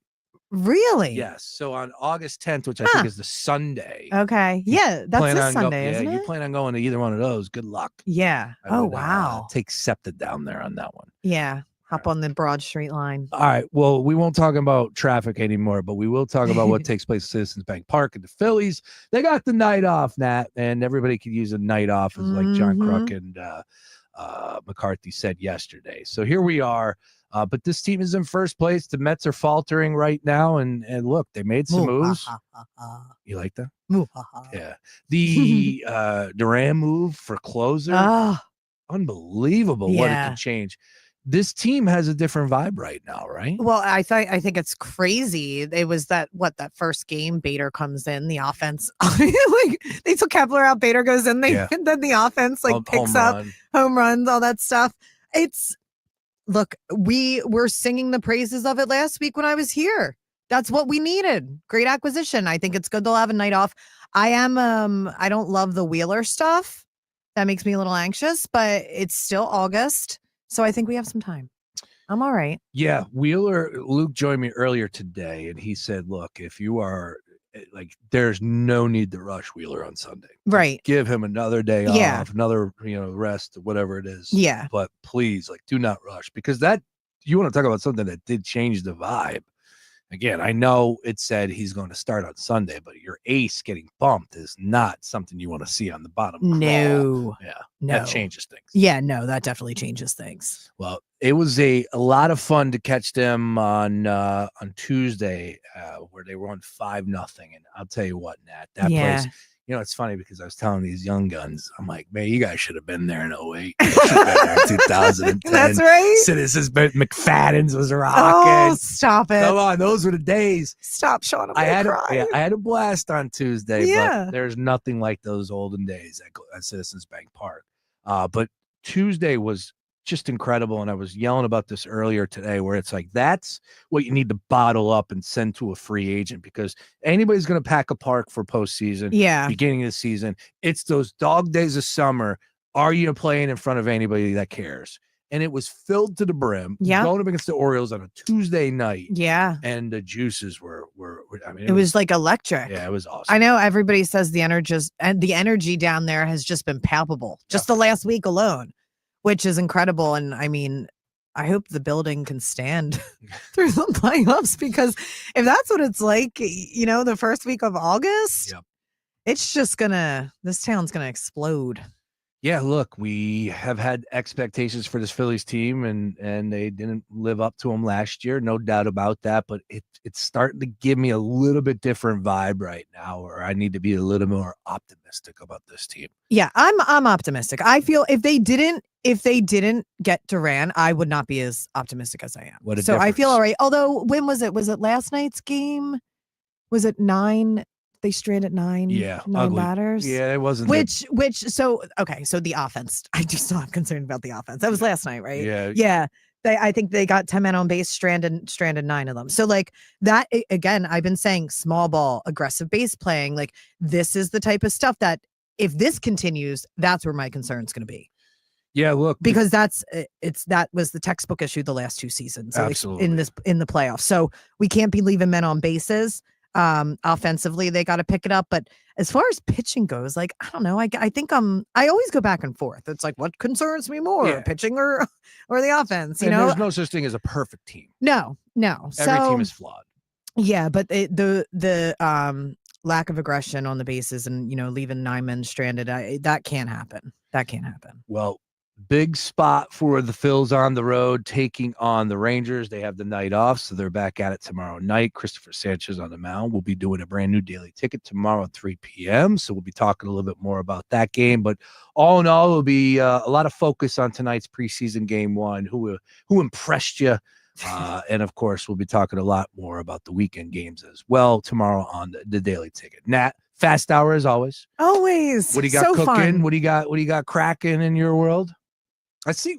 What are you sipping on over there? I'm sipping on my Hank's 0 sugar, 0 calories, all natural beverage, which you know that I love. That's the good stuff. There. That's what I'm cooking with. I'm actually gonna make some chicken tonight. If you're asking me what I'm cooking, I'm gonna make some chicken. I am. I didn't mean it literally, but I love that. I love that. That's how I'm gonna end it. That's how I'm gonna end every hit on Thursday. Now, what are you cooking tonight? What you got cooking? And trust me, I cook up some good meals, Sean. Don't you worry. We get the delivery. I forget what the heck it is. We get a delivery from those chef cooks, whatever. Oh yeah. And so we get 2 at Monday and Tuesday. Okay. And I ain't cooked the one, so I've been cooking. So I got to cook a little. You're tonight. cooking too. Yeah. A little easy on the directions. Now, as far as the other stuff that I'm cooking, we'll have more to tell people soon. Right. And other than that, just trucking along. That's right. Waiting for the season like everybody else. I think next Thursday will be a good time to start revealing some things. Okay, I would love that. Yeah. Look, I have the 90s pose. I'm like, hi. Let's do it. All right. Shout out to Hanks, of course, hanging out in the studio. We got that delivery over there. I saw a bunch like 30 cases. They hook you up, man. I know. I'll never go thirsty with Hank's gourmet beverages. Very good. Yes. And they're all solid too as well. Solid too. And you can also add a little, you can also, I didn't know this. You could boost it if you wanted to. I've never boosted the Hanks. You got to boost the Hanks.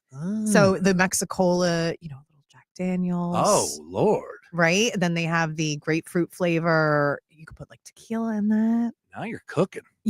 Then they have the Irish ginger ale. For? Again, some whiskey. Oh, yeah. Right? That was easy. Easy. And then what's the last flavor? Why am I? Oh, root beer. Classic root beer. Rum chata. Oh. Think about it. I could taste it. Think about it. I need some of that. I'm telling you, they surprised me because the 0, you never know what you're going to get. Those are really good. Aren't they tasty? Very good. Yeah. Nice work. And again, I've been drinking them all summer, and you should too. There you go. We love it. Thanks. Thanks, Sean. Yeah. Next Thursday, rocking and rolling. We got a lot to do, of course. All things Eagles front and center right now with preseason game 1. Phillies back at it. A lot of big games, including a series coming up against the Mets. Keep it locked to us here on The Gambler. If you missed anything at foxphogambler.com. Speaking of keeping it locked, other side. Swing it and ding it. Moose and Mays coming your way in the world of PGA golf and, of course, Philly golf. Nobody does it better than swinging and ding it. That's coming up next. I'll talk to you tomorrow. Go Birds. Let's go. The Gambler. Philly's home for all things sports. Hey, it's Sean Brace. Make the most of your summer without stressing your budget. Use the Zip app. With Zip,